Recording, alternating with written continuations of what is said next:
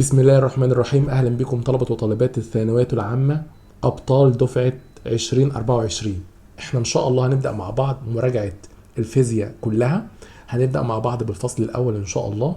وأول سؤال معانا بيقول لنا طاولة مثبت عليها شحنتان كما بالشكل 2 مايكرو كولوم و4 مايكرو كولوم، وعايزنا نجيب التيار الناشئ عن حركة الشحنتين بتردد 30 هرتز. أنا دايما عارف إن اي شحنه بتدور في مسار دائري اقدر ان انا اجيب الاي الناشئه عن دوران هاتين الشحنتين اللي هو حاصل ضرب الشحنه الكليه في التردد اللي هما بيدوروا بيه. طبعا الشحنه الكليه هما الشحنتين موجبتين وبيدوروا في نفس الاتجاه، يبقى الشحنه الكليه جمعهم 2 و4 6 بيدوروا بتردد 30، يبقى 6 في 30 ب 180 مايكرو امبير، ويكون معانا الاجابه ب. وطبعا سؤال جديد ناخد بالنا منه. السؤال اللي بعده، الرسم البياني المقابل يمثل العلاقه بين شده التيار الكهربي المار عبر مقطع من موصل والزمن. طب انا عايز اجيب ايه؟ عايز اجيب النسبه بين الشحنه كيو اي على كيو بي. طب انا عشان اجيب النسبه بين الشحنتين انا عارف ان الكيو بيساوي اي تي، مش كده ولا ايه؟ طالما الكيو بتساوي اي تي والشحنتين لهم نفس الزمن 10 ثواني، يبقى العلاقه بين الكيو والاي طردي. فلو انا عايز اجيب كيو اي على كيو بي عند نفس الزمن هقول اي اي على اي بي. طيب تيار ايه بكام؟ 6، تيار بي ب4، يعني هيطلع ناتج 3 على الاتنين، ويكون معانا الاختيار ب. وناخد بالنا من الفكره دي. طبعا احنا بناخد افكار مختلفه وان شاء الله هتكون متاحه الملزمه كلها بي دي اف للي عاوز طبعا يشوف باقي الاسئله. احنا بناخد اهم الافكار. طيب السؤال رقم 5 بيقول لنا في الشكل المقابل اذا كان الشغل المبذول خلال هذه المقاومه زي ما احنا شايفين كده هو 400 جول كل 10 ثواني. طب انا عاوز اجيب ايه؟ عايز اجيب جهد النقطه واي. طب انا عشان اجيب جهد النقطه واي لازم الاول اجيب فرق الجهد الكلي. مش انا عارف ان الدبليو بتساوي في اي تي؟ اذا انا اقدر اجيب فرق الجهد ازاي؟ اقول الفي بتساوي دبليو على اي تي، على طول تعويض مباشر. الدبليو ب 400، الاي اللي ماشي ب 2، طبعا الزمن ب 10، هيبقى 400 على 20 فعلى 20 فولت.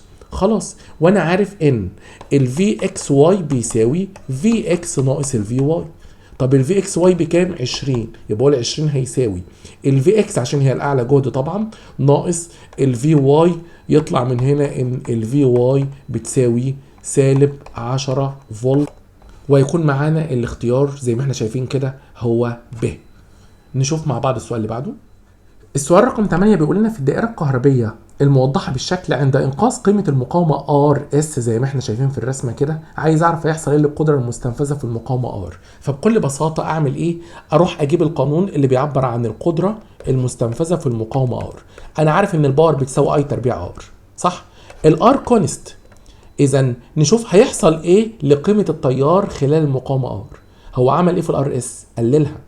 الار اس لما تقل فتلاقي التيار الكلي زاد، ولما التيار الكلي يزيد هنلاقي الباور المستنفذه في المقاومه بيزيد، وهنا يكون معاه الاختيار الف. ونشوف مع بعض السؤال اللي بعده. السؤال رقم 10 برضو بيتكلم عن الطاقه الكهربائيه المستنفذه والقدره. طب هو بيقول لي ايه؟ بيقول لي اذا كانت الطاقه الكهربائيه المستنفذه 200 جول في الاربع ثواني، عايز نعمل ايه؟ عايز نجيب فرق جهد عبر طرفي المصباح. انا لسه قايل من شويه اي طاقه بتساوي الفي اي تي. طيب انا عاوز اجيب الفي، فتعوض مباشر، اعوض عن الطاقه ب 2، كل ده بيساوي الفي اللي انا عاوزها. التيار ب 2، الزمن ب 4، يبقى هقسم 200 على 8 هتطلع ب 25، ويكون معايا الاختيار ج. ونشوف السؤال اللي بعده. السؤال اللي بعده بيقول لنا تتصل بطارية قوتها الدفعة الكهربية 1.6 فولت مع مصباح مقاومته 10، عايز نجيب عدد الالكترونات كل دقيقة. طيب فببساطة قوي هقول له الان بتساوي الكيو على الاي، الكيو اللي هي اي تي حاصل ضرب التيار في الزمن على الاي وهي شحنة الالكترون الواحد وهي محفوظة 1.6 في 10 والسالب 19. اهو هروح اقول ايه؟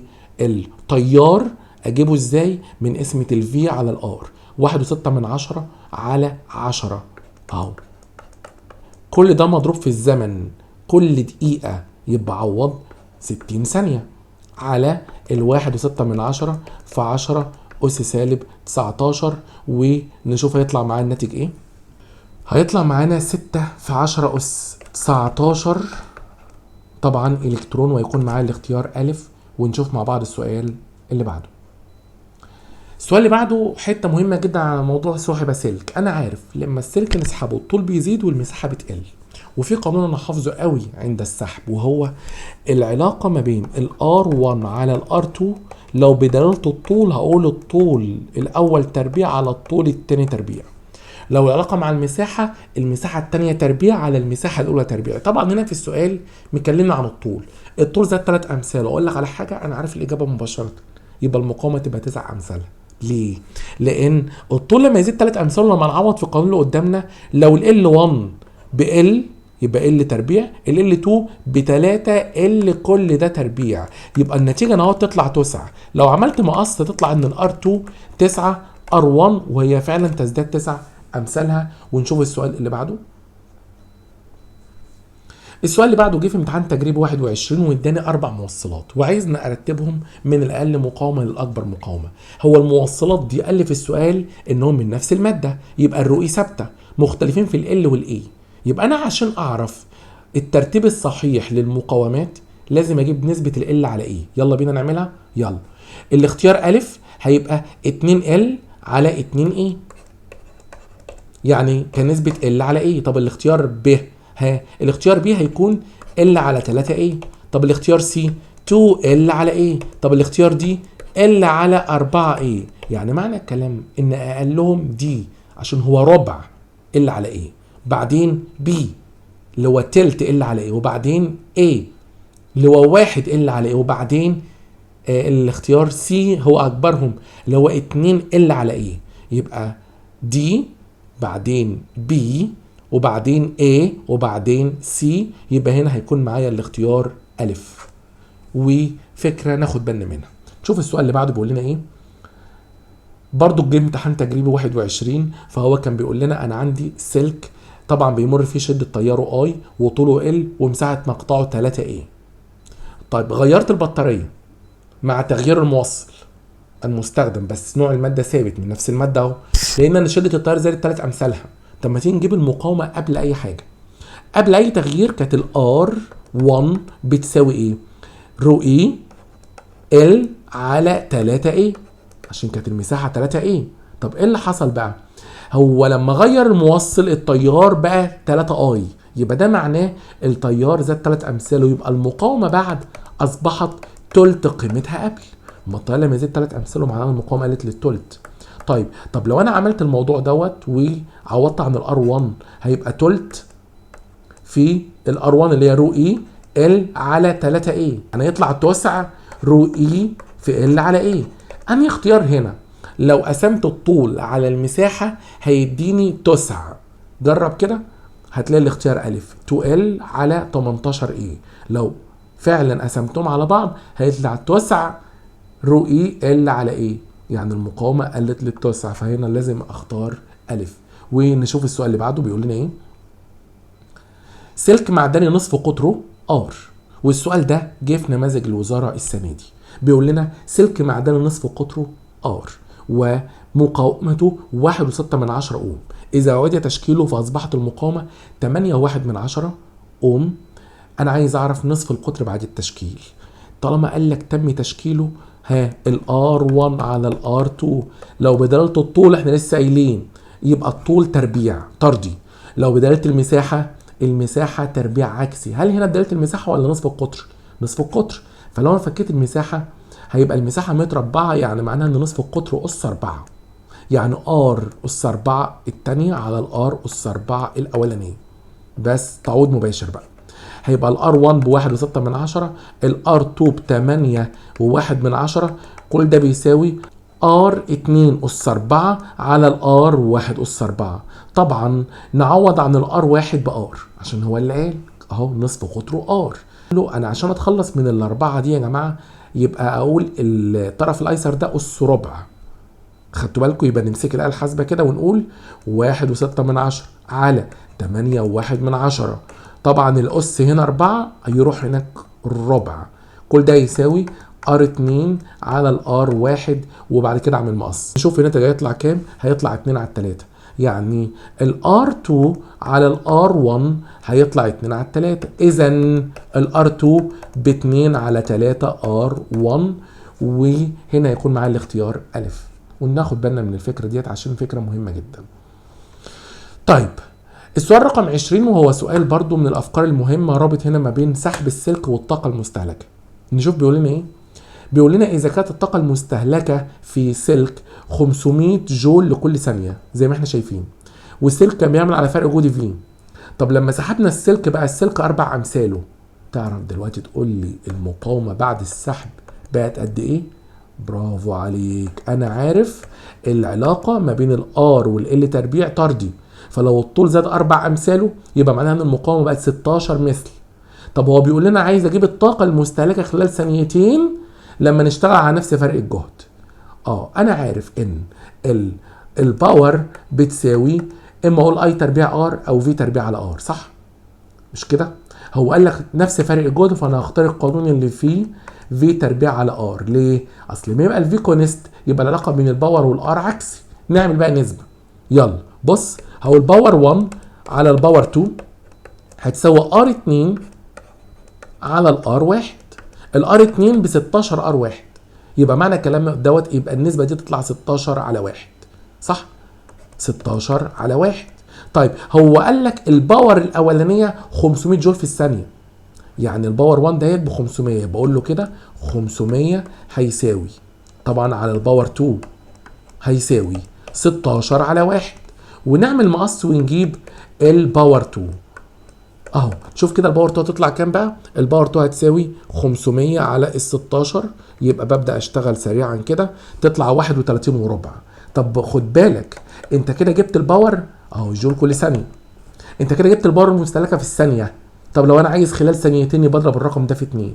اذا الباور خلال ثانيتين اضرب الرقم اللي هو 31 وربع في 2 هيطلع 62 ونص جول لكل ثانيه، وهيكون هنا معايا الاختيار د. وناخد بالنا من الفكره ديت، هي فكره جديده طبعا. احنا هنا ربطنا ما بين المقاومه والقدره المستنفذه.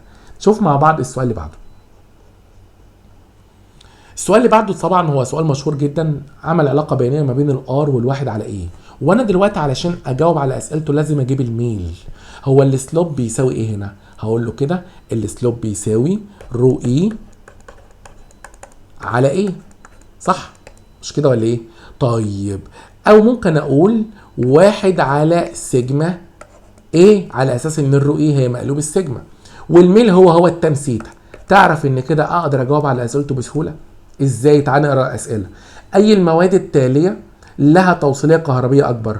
طبعا ليه توصيليه كهربيه اكبر؟ هو الاقل زاويه ميل. مين الاقل زاويه ميل لو خدنا بالنا؟ طبعا السلك اف هو الاقل زاويه ميل، فبالتالي هو الاكبر توصيليه للعلاقه العكسيه زي ما احنا شايفين. يبقى هنا المفروض اختار الف، هو السلك اف. طيب بيقول لنا لو انا وصلت الثلاث اسلاك على التوالي مين فيهم اللي هيستهلك فرق جهد اكبر؟ طبعا على التوالي يتجزأ الجهد بنسبه طرديه مع المقاومه، يبقى اللي هيستهلك فرق جهد اكبر يا جماعه هو السلك الاكبر مقاومه. مين الاكبر مقاومه؟ هو السلك سي، وبالتالي هنا هختار سي. نشوف مع بعض السؤال اللي بعده. السؤال اللي بعده احنا دخلنا دلوقتي على توصيل مقاومات. بيقول لنا انا عندي فولتميتر مقاومته 500 اوم متوصل على التوازي بمقاومه مجهوله ثم وصلها على التوالي باميتر. طيب تعالى نجرب كده نرسم الرسمه اهو.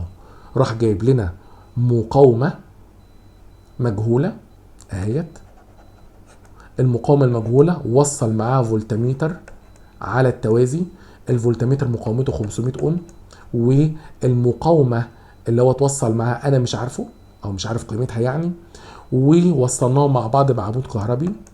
وعندي كان في اميتر، الاميتر اللي هو قال عليه قراءته 1/100 امبير. طب انت عاوز ايه؟ بيقول لنا قوه الدفعه الكهربائيه البطاريه 3 فولت، عايز نجيب قيمه المقاومه المجهوله. طب ببساطه قوي انا عشان اجيب قيمه المقاومه المجهوله اجيب المقاومه الكليه الاول. انا عندي الفي الكلي وعندي الاي الكلي، يبقى اقول له كده اجيب الار داش، هقول الفي على الاي. خدتوا بالكم؟ اشوف الفي بكام؟ الفي مداني ب3 والاي مداني ب1/100، يطلع الناتج كام؟ يطلع الناتج 300 اوم. بس خلاص مش الفولتمتر على التوازي مع المقاومه ار. انا عارف ان الار داش هتساوي حاصل ضربهم على ناتج جمعهم اللي هو ال 500 في ار على 500 زائد ار، ده كله بيساوي 300 اوم. هل دلوقتي نعرف نجيب قيمه المقاومه ار؟ طبعا نعمل مقص ونطلع قيمه الار، تطلع الار 750 اوم، وهيكون معايا الاختيار ب. ناخد بالنا من فكره السؤال دوت جه في امتحانات قبل كده. نشوف مع بعض السؤال اللي بعده. في الشكل المقابل انا عايز اجيب المقاومه الكليه. هنبدا ناخد ايه واحده واحده كده ونشوف ونجزأ التيار. انا دلوقتي علشان امشي ورا التيار هبدا من النقطه ايه. التيار هيدخل يتجزأ، جزء يمشي في المقاومه 2 وجزء يمشي في المقاومه 5، والتيار اللي يمشي في 5 هو اللي يمشي في 1 ويجي اهوت يتجمع زي ما احنا شايفين. يبدا بعد كده يتجزأ تاني على التسعه والاربعه والخمسه توالي، وبعد كده يرجع يخرج تاني من النقطه بي. فباين قوي كده ان الخمسه والواحد توالي بسته، الستة مع الاتنين توازي، ضربهم على جمعهم يعني 12 على 8 بواحد ونص. تمام كده؟ طيب وبعدين الأربعة والخمسة 9، طب التسعة والتسعة توازي بأربعة ونص، فتلاقي نفسك المحصلة المجموعة دهيت كانت بواحد ونص، والمجموعة دي كانت بأربعة ونص، فيبقى جمعهم هيطلع 6 اوم، ويكون معاه الاختيار ب. ونشوف فكرة تانية. نفس الكلام برضو بيقول لنا الشكل المقابل عايز اجيب المقاومه المكافئه بين النقطتين A و B. انا عشان احل سؤال زي ده برضو لازم اتتبع مسار التيار ونشوف مع بعض التيار بيمشي منين لمنين. اهو التيار دخل من النقطه A، طبعا اتجزأ جزئين، يبقى ال60 وال15 التيار اتجزأ عليهم. يجي التيار هنا هيتجزأ جزئين، جزء يمشي في ال10 وجزء يمشي في ال60، والتيار اللي يمشي في ال10 دي هو اللي يمشي في ال10 دي، ويتجمعوا ويخرجوا من النقطة بي. طيب عاوز اجيب الار داش. باين قوي ان ال10 وال10 توالي ب20، وال20 اللي هتطلع توازي مع ال60. طيب يبقى هقول 20 في 60 على 20 زائد 60 هيطلع 15. يبقى المجموعة دي كلها كده 15، وال15 اللي هتطلع هيبقى توالي مع ال15 دي يبقى 30، وال30 اللي هتطلع توازي مع ال60 ضربهم على جمعهم يطلع الناتج 20. انا كده حلتها بمجرد النظر. طب لو مشيها بطريقه النقط، تعالى كده بالراحه نفكر واحده واحده. اهو التيار اول ما يدخل يا جماعه هيدخل من النقطه A، هنسمي النقطه دي 1، هيجي ان هو يتجزأ. طيب انا عايز اشوف هل احط هنا 2 ولا هنا 2. شوف المقاومه الصغيره هتستهلك جهد اقل، صح؟ فبالتالي الجهد المتبقي معايا هيبقى اكبر. المقصد من الكلام ان احط نهو 2 ونهو 3. ليه؟ النقطه 2 جهدها اكبر من 3 لان المقاومه 15 خدت منه جهد اقل من المقاومه 60. خدتوا بالكم الحسابات بناء على ايه؟ طيب وطالما النقطه دي 3 يبقى دي 3. فباين قوي ان الرسمه اللي قدامي متلخصه في 3 نقط، 1 و2 و3. تعال نشوف ما بين 1 و2 في مقاومه قدرها 15 اهو، شطب عليها 15 اوم بالمنظر ده كده. طب ما بين 2 و3، ما بين 2 و3 في مقاومه قدرها 60 اهو، هرسمها اهو عشان ما ننساش، ومقاومه 10 و10 توالي يعني 20، صح؟ طيب ما بين 1 و3 في مقاومه قدرها كام؟ 60. ادي 1 وادي 3 في مقاومه قدرها 60 اوم. تعالى كده ما نجيب المقاومه المكافئه بقى دلوقتي. اهو ال60 وال20 توازي، ضربهم على جمعهم هيطلع 15. ال15 مع ال15 توالي يطلع 30. ال30 مع ال60 توازي يطلع 20، وهتبقى المقاومه المكافئه 20 اوم. ونشوف مع بعض السؤال اللي بعده. السؤال اللي بعده بدأنا بقى نشوف أشكال مختلفة للمقاومة المكافئة. أنا دلوقتي عشان أجيب قيمة المقاومة المكافئة هقول أول ما التيار يخش من النقطة K يحصل إيه؟ هيلاقي قدامه فروع مختلفة. تعال ما نشوف. أهو أول ما دخل أسمي النقطة دي 1، صح؟ طب أنا دلوقتي قدامي 3 طرق، تعال ما نشوفهم. طريق فيه 8، طريق فيه 8، طريق فيه 8. مش كده ولا إيه؟ حلو قوي. طيب انا عاوز اعرف بقى هحط هنا 2 ولا احط هنا 2؟ نفكر كده. النقطة دي والنقطة دي طبعا انا هحط نوت 2 لسبب ان المقاومة 8 والمقاومة 4 و4 8 دول ما انا شايفهم 8، يعني ال 8 وال 8 محصلتهم 4. الفرع اللي فوق كله محصلته 8، فده معناها ان المجموعة اللي على التوازي دي هتستهلك جهد اقل عشان مقاومتها اقل، فحط نوت 2 ونوت 3. خدتوا بالكم يا جماعة ليه حطيت هنا 2 وهنا 3؟ لان لما حطيت 2 كمان مرة المجموعة دي مقاومتها ب4 هتستهلك مني جهد اقل، فاللي هيتبقى معايا جهد كبير. بينما النقطة اللي انا حطيتها 3 ديت هي طبعا هتبقى اقل جهد من 2 عشان المقاومة اللي هي ماسكاها 8 كلها توالي. خدتوا بالكم؟ طيب هبدأ دلوقتي اقول له الرسمة كلها متلخصة في كام نقطة؟ 3 نقط. يلا بينا نشوفهم نرسمهم كده بالراحة اهو. هقول له كده الرسمة كلها متلخصة في 3 نقط. 1 2 اهو 1 2 3. يلا بقى نحط مقاوماتنا ونشوف اهو. ما بين 1 و2 في مقاومة قدرها 8، وفي برضو 8 توالي، ما هو الاربعة والاربعة توازي، يبقى ما بين 1 و2 في مقاومتين، مقاومة 8 حتة واحدة اهيت، وفي مقاومتين توالي مع بعض 4 و4. صح؟ طب ما بين 2 و3 زي ما احنا شايفين في مقاومة قدرها كام؟ قدرها 4 اهو. ما بين 2 و3 في مقاومة قدرها 4 اوم. طيب ما بين 1 و3 في 4 و4 اهي. ادي 1 وادي 3 ادي 4 وادي 4. 4 اوم و4 اوم. كده انا عدت الرسمة تاني بشكل مبسط. ابدا اجيب المقاومة المكافئة ازاي؟ نشوف. بصوا كده وركزوا معايا. 4 و4 8. التمانية دي مع التمانية اللي فوقيها توازي ب4. الاربعة اللي هتطلع مع الاربعة اللي جنبها دي توالي ب8.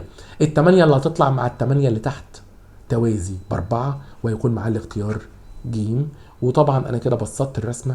وتعالى ما نشوف فكرة بنفس النمط عشان برضو نتدرب اكتر. اهو رسمة زي دي. انا برضو عايز امشي بطريقة النقط واجيب المقاومة المكافئة. ركز كده. اول ما التيار يدخل من احد طرفي الدايرة اهوت، التيار هيبدأ يدخل من النقطة دي كده، هيوصل هنا هيلاقي قدامه فرعين. انا بقى محتار احط هنا 2 ولا احط هنا هوت الاتنين. نشوف. المقاومة اللي فوق قدرها 3 والمقاومة دي قدرها 2، فالمقاومة الصغيرة تستهلك مني جهد صغير، فاللي هيتبقى معايا هيبقى جهده اكبر. يبقى النقطة دي هي 2 والنقطة دي 3، حيث ان النقطة 2 اعلى جهد من النقطة 3. خدتوا بالكم يا جماعة؟ وطبعا ده سلك فاضي، شايفينه؟ ده سلك فاضي، يبقى النقطة ديت كام؟ 3 هي كمان اهي. يبقى معنى الكلام دوت الرسمة كلها متلخصة في كام نقطة؟ 3 نقط. 1 2 3 اهو. يلا بينا نرسم المقاومات بقى اللي ما بينهم. يلا بينا نشوف. بص كده. ما بين 1 و2 في مقاومة قدرها 2 اوم اهو. 1 و2 في مقاومة قدرها 2 اوم. طيب ما بين 2 و3 في 5 وفي 20 اهو. ادي ال5 اوم وادي ال20 اوم. طب وبعدين؟ طب ما بين 1 و3 في 3 اوم اهو. يبقى اروح حاطط المقاومة اللي قدرها 3 اوم اهي. يلا بينا نجيب المقاومة الكلية. ال5 وال20 توازي، هنقول ضربهم على جمعهم هيبقى 4. الاربعة اللي هتطلع مع الاتنين توالي هيبقى 6. الستة الفرع اللي فوق كله 6 والفرع اللي تحت 3. 6 و3 توازي ضربهم على جمعهم هيطلع ب2 اوم. يبقى انا كده عدت الرسمة بشكل مبسط وعرفت الناتج النهائي هيطلع 2 اوم ويكون معاه الاختيار ب. نشوف فكرة تانية. برضو السؤال رقم 29 انا برضو لازم استخدم في طريقة النقطة عشان هيبقى الموضوع ابسط قوي. هسمي النقطة دي 1. هنا في سلك فاضي هسمي النقطة دي 1 برضو. ما ينفعش اسميها 2 اصل السلك يلغي المقاومة، خد بالك. طيب هنا لازم هعدي على مقاومة ار فالجهد هيقل، اسمي النقطة دي 2. طالما في سلك فاضي ومقاومة يروح السلك يلغي المقاومة فيبقى النقطة دي 2. يبقى معنى كده انا لغيت المقاومة دي ولغيت المقاومة دي، يبقى التيار مشي بس في مقاومة واحدة قدرها ار، وهنا هيكون معايا الاختيار الف. ونشوف مع بعض الفكرة اللي بعدها. السؤال رقم 31 بيقول لنا برضو اذا كانت كل مقاومه من المقاومات 20 اوم، عايز نجيب المقاومه الكليه. همشي بطريقه النقط برضو واقول اول ما التيار يطلع من القطب الموجب اسمي النقطه دي واحد، وبعدين طبعا لقيت سلك فاضي اسمي دي واحد. طب ده كله من هنا لهنا سلك فاضي اسمي دي واحد. بالمثل النقطه دي واحد، يلا دي واحد، الجهد ما اتغيرش. ده كله سلك فاضي اسمي النقطه دي واحد، وطالما دي واحد ودي واحد يبقى ده معناها الفرع ده اهو ملغي، لان طبعا الفرع ده ما بين النقطتين واحد واحد، فالجهد ما اتغيرش، فالفرع ده يتلغي. طب وبعدين هنا هنعدي على مقاومه اسمي النقطه دي كام؟ 2. طب هنا نفس الكلام هعدي على مقاومه اسمي النقطه دي برضو 2. يبقى اقول الرسمه كلها عباره عن ايه؟ عباره عن نقطتين واحد واتنين. ونشوف دلوقتي المقاومات اللي ما بينهم، ادي واحد ادي 2.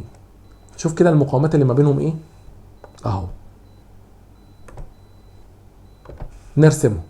في هنا مقاومه واحده، الثانيه الثالثه الرابعه، يعني 4 مقاومات. ادي مقاومه، الثانيه الثالثه الرابعه.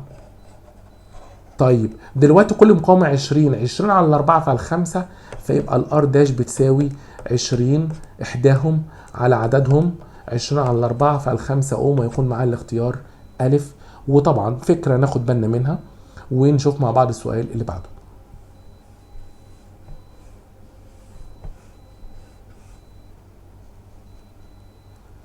السؤال رقم 32 بيقول لنا في الشكل المقابل اذا كانت المقاومه المكافئه بين النقطتين اكس واي ب 20، انا عايز اجيب قيمه المقاومه ار.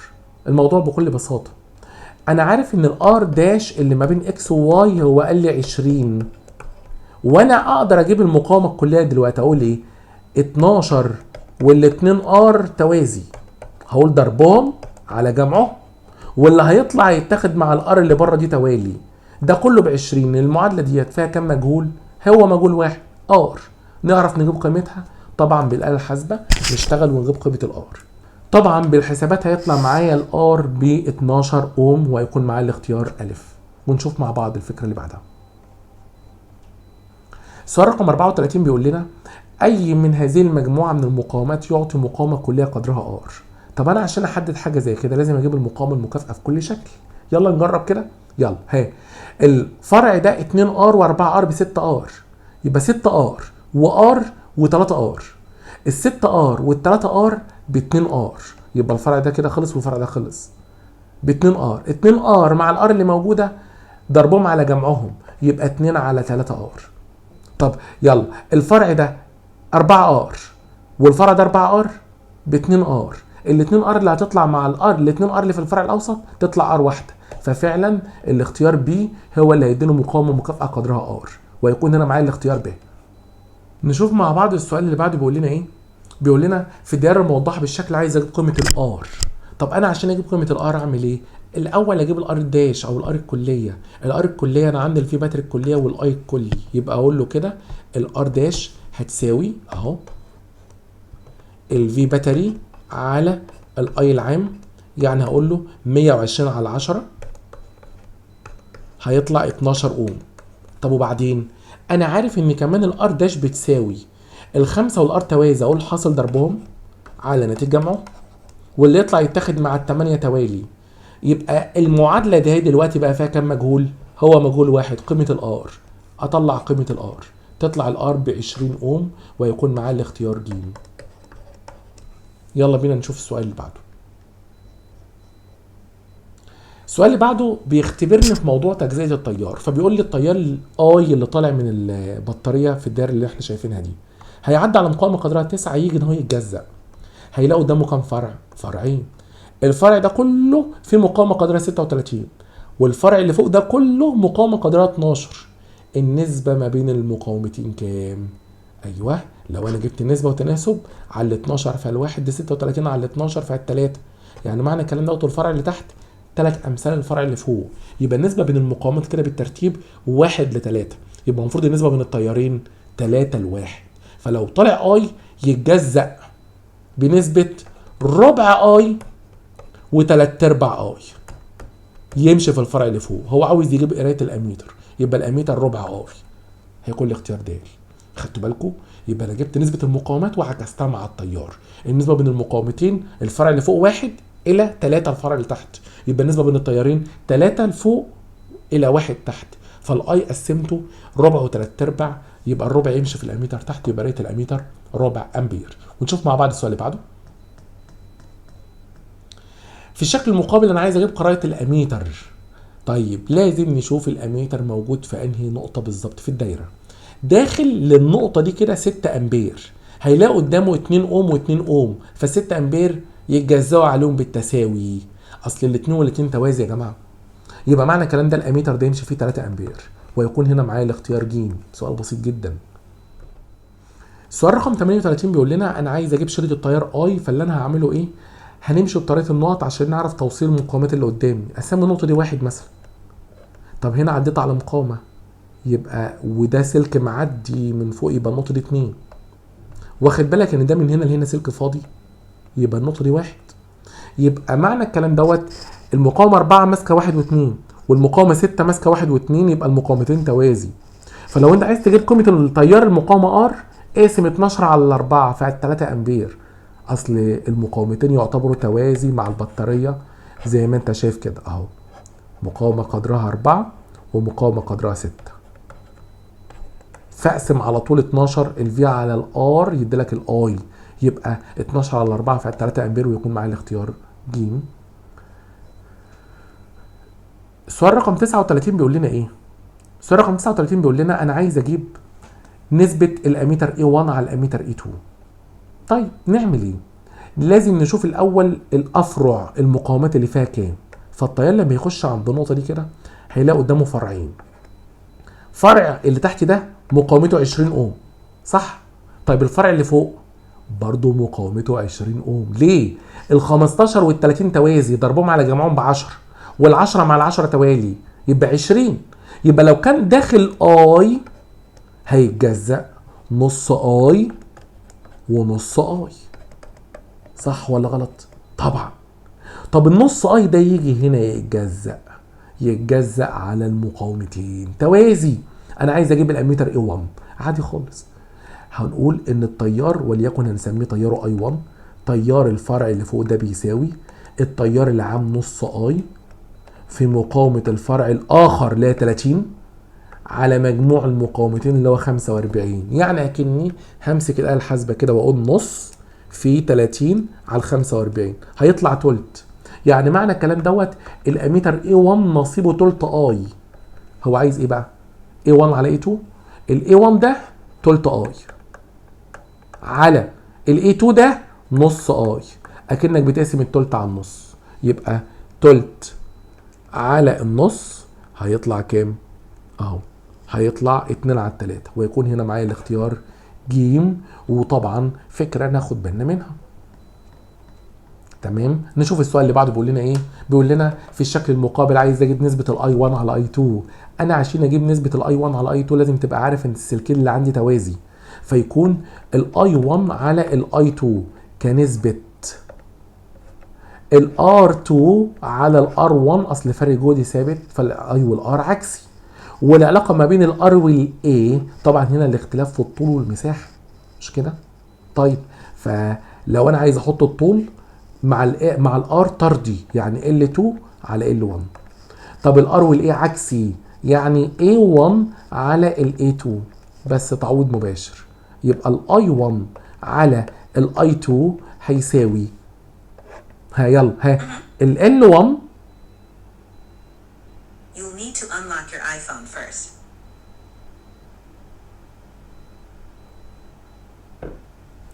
ال L2 ب L وال L1 ب 2L. طب ال A1 انا شايفه ب 2A. طب ال A2 ب A. طيب نبدأ بقى نختصر ال L1 مع ال L1 وال A2 مع ال A2 وال A مع ال A والاتنين مع الاتنين، يعني هتطلع نسبة ال I1 على I2 بواحد على واحد. طب بكل بساطة انا ممكن اجيبها بمجرد النظر ازاي؟ مقاومة الفرع العلوي L على ايه؟ طب الفرع اللي في اللي هو السفلي دوت 2L على 2A. ايه ده؟ يعني برضو L على ايه؟ طالما المقاومتين قد بعض وهم توازي فيمر فيهم نفس التيار، يعني انا عارف الاجابة من بدري، واحد على واحد. طيب في الشكل اللي قدامك انا عايز اجيب نسبة الاي 1 على اي 2 برضو. بس نشوف الاي 1 موجود فين والاي 2 موجود فين. الاي 1 موجود في الفرع ده، في المجموعه دي اللي ماشي في ال5 اوم، والاي 2 اللي ماشي في ال10 اوم.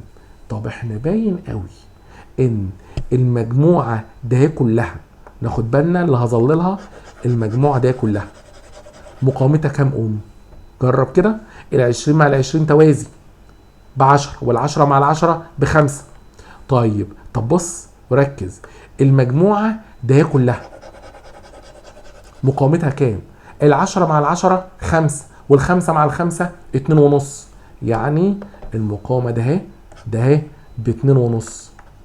طب ما تيجي كده عشان اجيب الاي لازم اجيب الفي. هنتخيل ان القوه الدفع الكهربيه في باتري. ايوه انت فهمت انا عايز اعمل ايه. هجزأ الفي باتري على التوالي بنفس نسب المقاومات. يبقى ده معناه النسبه بين المقاومتين 2 ل1. اهو اللي على الشمال 2، اللي على اليمين 1. ما هو 5 و2.5 يعني 2 ل1. فيروح على طول الجهد يتجزأ بنسبه 2 ل1. يعني ال5 اوم هتاخد 2 على 3 في باتري، وال 2.5 اوم هتاخد يلا تلت الفي باتري. على فكره انا كده اقدر اجيب الاي 1 اهو. هقول له كده نسبه الاي 1 على الاي 2 اللي هو يعتبر الفي اللي عليها بتلت في باتري اهو، تلت في باتري على المقاومه اللي هو ماشي فيها ب5. ما هو الاي في على ار. يلا الاي 2 الفي الواقع على المقاومه 10 ديت بتلتين في باتري على الار اللي هو ماشي فيها 10. طيب يعني لو انت ماسك الاله الحاسبه هتروح تقول لي ايه اهو بالراحه كده، تلت على 5 على تلتين على 10 بالاله الحاسبه كده هيطلع 1. يبقى ده معناها ان التيار الاي 1 قد تيار الاي 2. يبقى النسبه 1 ل1. شوف مع بعض الفكره اللي بعديها. بيقول لنا في الشكل المقابل انا عايز اجيب نسبه الفي 1 على الفي 2. ونبص كده مع بعض في الرسم. هو انك تقرا الرسمه حته مهمه جدا عشان تعرف تشوف الاجابه الصح هتبقى ايه. باين قوي ان الفي 2 ماسك البطاريه من بره، ماسك فرق جهد الخارجي، يبقى بيقيس فرق جهد على الدايره اللي بره كلها، صح؟ طب الفي 1 ماسك المقاومه ار بس، يعني بيقيس فرق جهد على المقاومه ار. فانا شايف ان الفي 2 ماسك الفي الخارجي. طب هقول لك ماسك مقاومات قدرها كام؟ ماسك 2 ار اللي هي المقاومه دي اهو، ماسك ال2 ار دي، وماسك كمان 2 ار توازي، صح؟ يعني اكن الفولتميتر V2 ماسك 2 ار وماسك 2 ار. طب شوف الفولتميتر V1 ماسك ار واحده بس. اقول لك على حاجه، النسبه بين ال V1 على V2 1 على 2. ليه؟ اصل ال V2 ماسك المقاومتين 2 ار. طب ال V1 ماسك الار بس، يبقى النسبه 1 على 2. يعني معناها ان ال V1 جزء من ال V2. ايوه، لان ال V1 ماسك المقاومه ار بس زي ما اتفقنا. ال V2 ماسك الار والار اللي الفولتميتر V1 ماسكها يعني. فالنسبه 1 على 2. ونشوف مع بعض السؤال اللي بعده. هنا بيقول لنا انا عايز اجيب او النسبه ما بين V1 على V2. طب انا عشان احسب النسبه بين ال V1 على V2 لازم ارجع للرسمه ونشوف التيارات اهو. التيار داخل للدايره من النقطه دي كده. طيب هيلاقي مقاومه قدرها 8 ومقاومه قدرها 8. طب ايه رايك لو قلت لك ان داخل اي؟ هيجي الترناوي يتجزأ ايه وايه؟ ها، نص اي ونص اي. ليه نص اي ونص اي؟ اصل المقاومتين توازي، دي 8 ودي 8. يجي ان هو يتجمع يبقى اي، يبقى المقاومه 2 اوم اللي بره ديت ماشي فيها اي عام.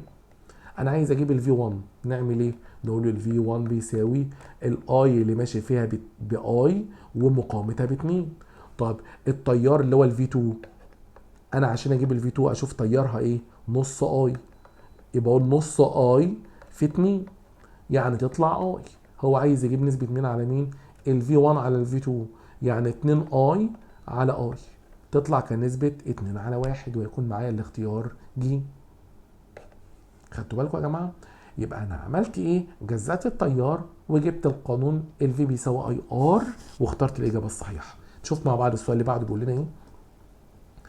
في الشكل المقابل اذا كانت قراءه الفولتميتر 12 فولت وعايزنا نجيب شده التيار الكلي. طيب باين قوي ان لما يبقى الفولتميتر ده بيقرا 12 فولت، انا هجيبها لكم الاول بمجرد النظر.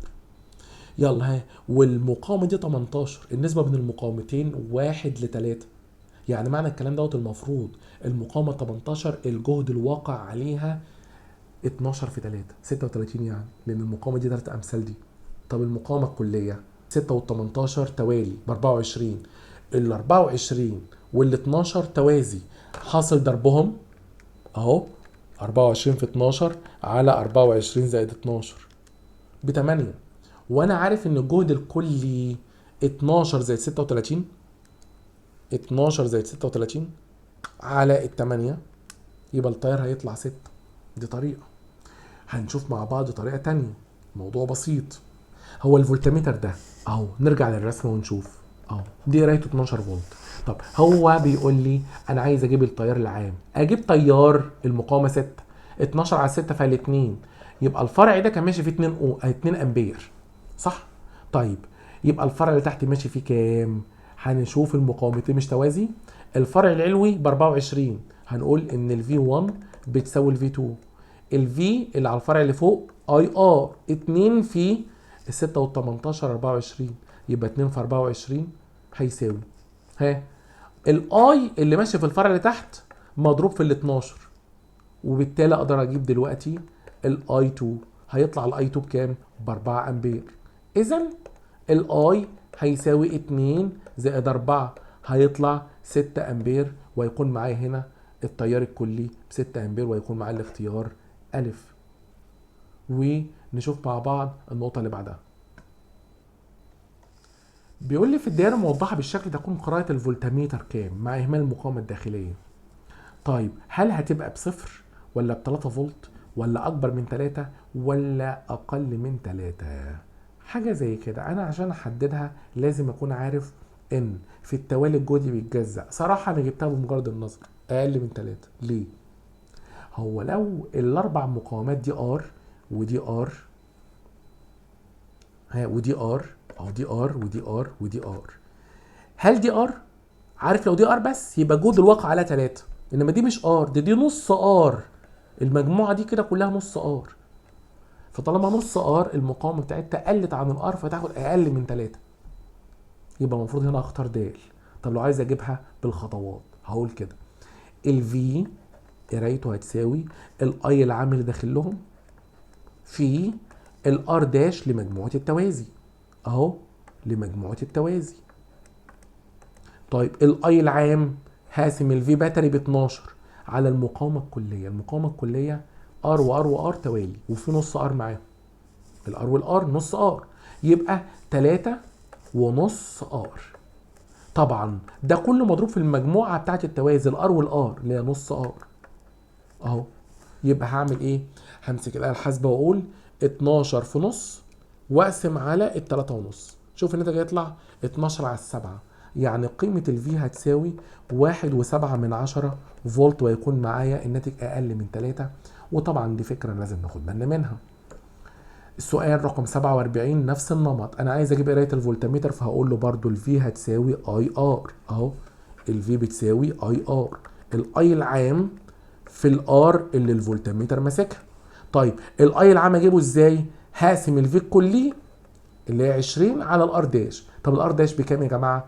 ار يلا، وفي 3 ار و2 ار و2 ار بار، يعني 5 ار. ده الاي العام في الار اللي بره دي بس. خلاص يبقى 20 على ال5 فيها ال4 فولت، فيبقى المقاومه ار دي نصيبها 4 فولت من ال20. وطبعا هنا يكون معايا الاختيار الف. نشوف مع بعض السؤال اللي بعده بيقول لنا ايه. السؤال رقم 48 بيقول لنا في الدائره المقابله قيمه المقاومه R بتساوي كام اوم. اتفقنا على نمط بنمشي بيه، هنجيب الار داش وبعد ما نطلع قيمه الار داش نجيب المقاومه المكافئه من توصيل المقاومات في الدايره. ازاي؟ الار داش بتساوي الفي باتري على الاي العام، والفي باتري 24. الاي العام ب2، يبقى 24 على 2 فعلى 12. خلاص. نقدر كمان نشوف المقاومه المكافئه. المقاومه المكافئه اجيبها ازاي؟ 2 و4 توالي ب6، وال18 والار توازي، بقول كده 6 ده كله بيساوي 6 زائد 18 ار على 18 زائد الار. طب وبعدين المعادله دي فيها كام مجهول؟ فيها مجهول واحد قدره ار. نجيبها بطريقه المجهول على الحسب، وهنقول اهو 12 بتساوي 6 زائد 18 في المجهول على 18 زائد المجهول، ونشوف الناتج هيطلع معانا. هيطلع الناتج معانا 9 اوم، وده معناه ان قيمة المقاومة R ب9 اوم. ناخد بالنا من الفكرة ونشوف النمط اللي بعده.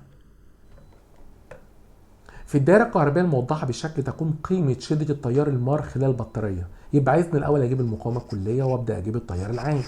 التيار خارج من قطب الموجب، طبعا هيجي عند نقطة ديت ويحصل له إيه؟ يتجزأ جزئين. أدي الجزئين. طيب باين قوي إن المقاومة 12 والمقاومة 12 توازي، يطلعوا ب6، صح؟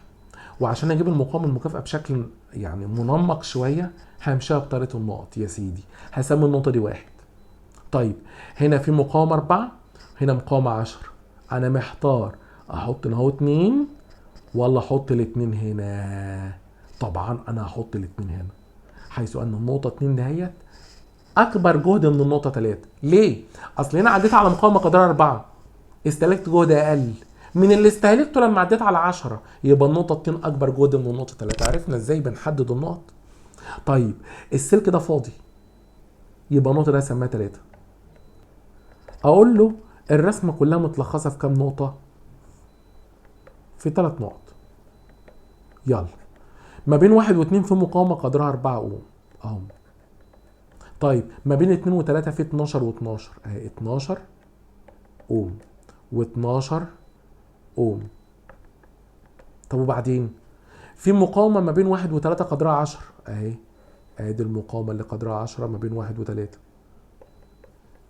اقدر اجيب بقى المقاومة الكلية دلوقتي. طبعا ال 12 وال 12 6، والستة اللي هتطلع مع الأربعة 10 توالي، والعشرة مع العشرة تطلع 5.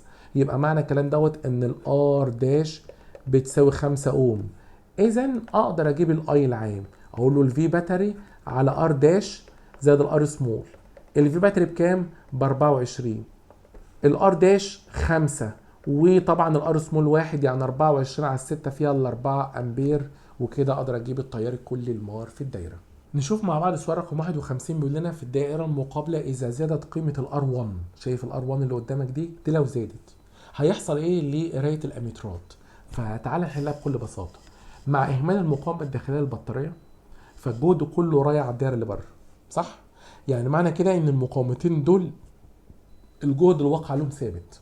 طب المقاومه R1 لما تزيد فلازم تيارها يقل، يبقى الاميتر E2 يقل. هل الاميتر E3 هيتغير؟ تعالى كده اما نشوف. تياره هيساوي ايه؟ الفي باتري ثابت والR2 ثابت ما اتغيرتش، يبقى معناها الفي باتري على الR2 ثابت، فمعناها ان ال E3 يظل ثابت. طب طالما ال E2 قل فلازم ال A1 يقل.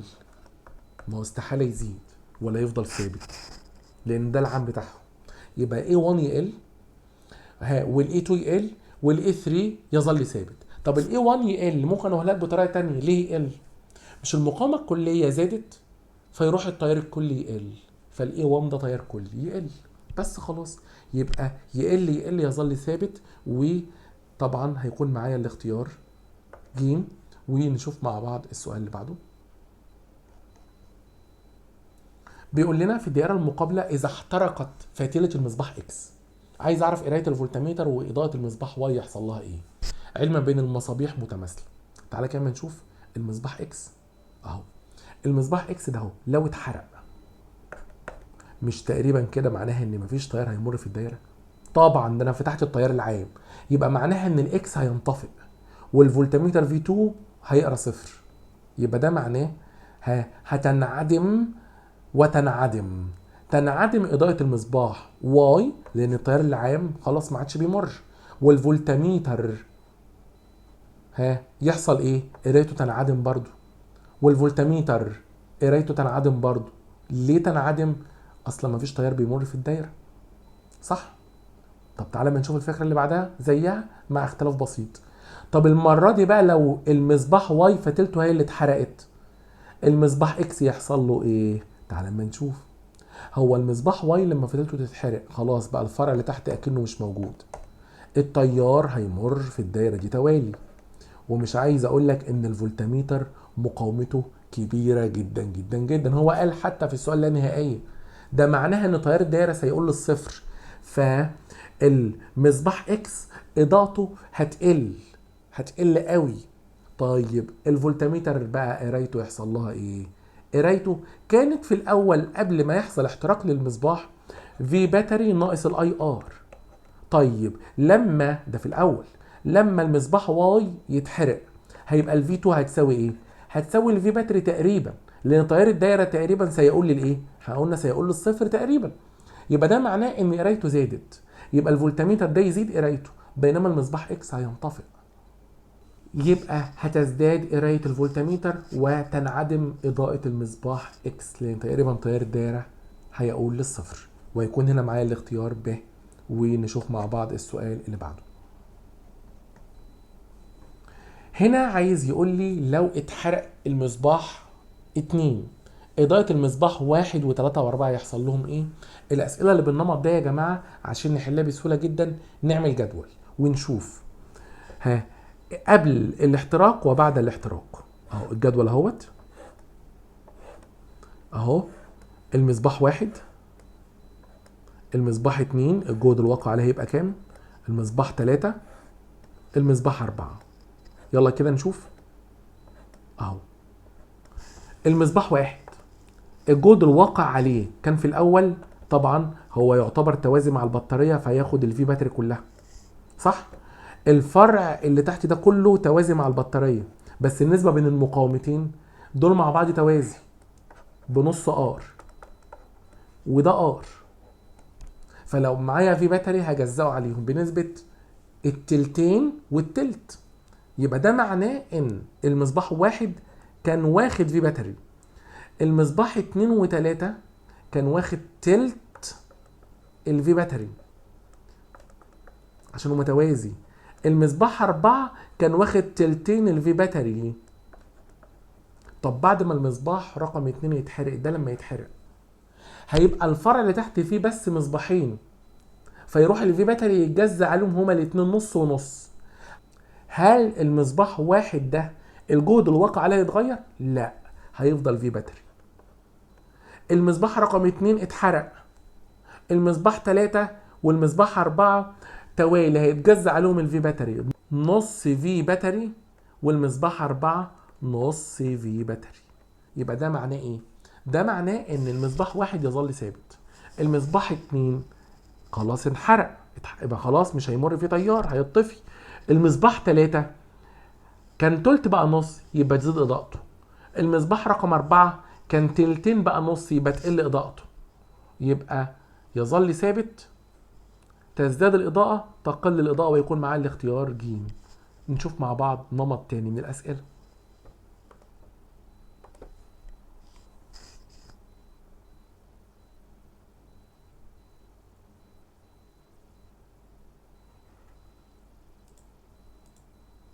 السؤال رقم 56 بيقول لنا في الدائرة المقابلة أنا عايز أجيب إيه؟ أنا عايز أعرف مقاومة المصباح 3 بكام أوم ومقاومة المصباح 4 بكام أوم، علما بأن المصابيح كلها لها نفس القدرة. طيب حاجة زي كده من الأفكار العالية شوية، هو بيقول لك مقاومة المصباح الرقم 1 36 أوم والمصابيح كلها لها نفس القدرة. ازاي اجيب بقى مقاومة المصباح 3 وبعد كده نشوف مقاومة المصباح 4؟ عايزين بس تركز على المجموعة ده، شايف اللي انا محضرها ده؟ توازي ولا مش توازي؟ توازي. فرق جهد عليهم ثابت، فالعلاقة بين الباور والار عكسي من قانون الباور بتساوي في تربيع على ار. يبقى ده معناه ان الباور على الفرع العلوي مقسوم على الباور اللي على الفرع السفلي هتساوي الار بتاعه الفرع السفلي على الار داش بتاعه الفرع العلوي، صح؟ طيب الباور اللي على الفرع العلوي، ما هو بيقول لك كلهم لهم نفس القدره، باور وباور، يبقى كام باور؟ يبقى 2 باور. طب الباور اللي على الفرع السفلي بباور واحده، كل ده بيساوي الار اللي على الفرع السفلي بقيمتها ار1، هو قال لك ب 36. اعرف اجيب الار داش اللي على الفرع العلوي؟ طبعا ده يروح مع ده، هيبقى الار داش ب 36 على الاثنين فيها 18، يبقى الفرع العلوي الار داش بتاعته كلها 18. مش هما مصباحين زي بعض؟ لما يكون 18 يبقى المصباح رقم 2 لوحده ب 9 اوم والمصباح 3 ب 9 اوم. يبقى انا عرفت دلوقتي المقاومه بتاعت المصباح 3 تطلع 9 اوم اهو، لان المقاومتين قد بعض. حلو؟ ماشي.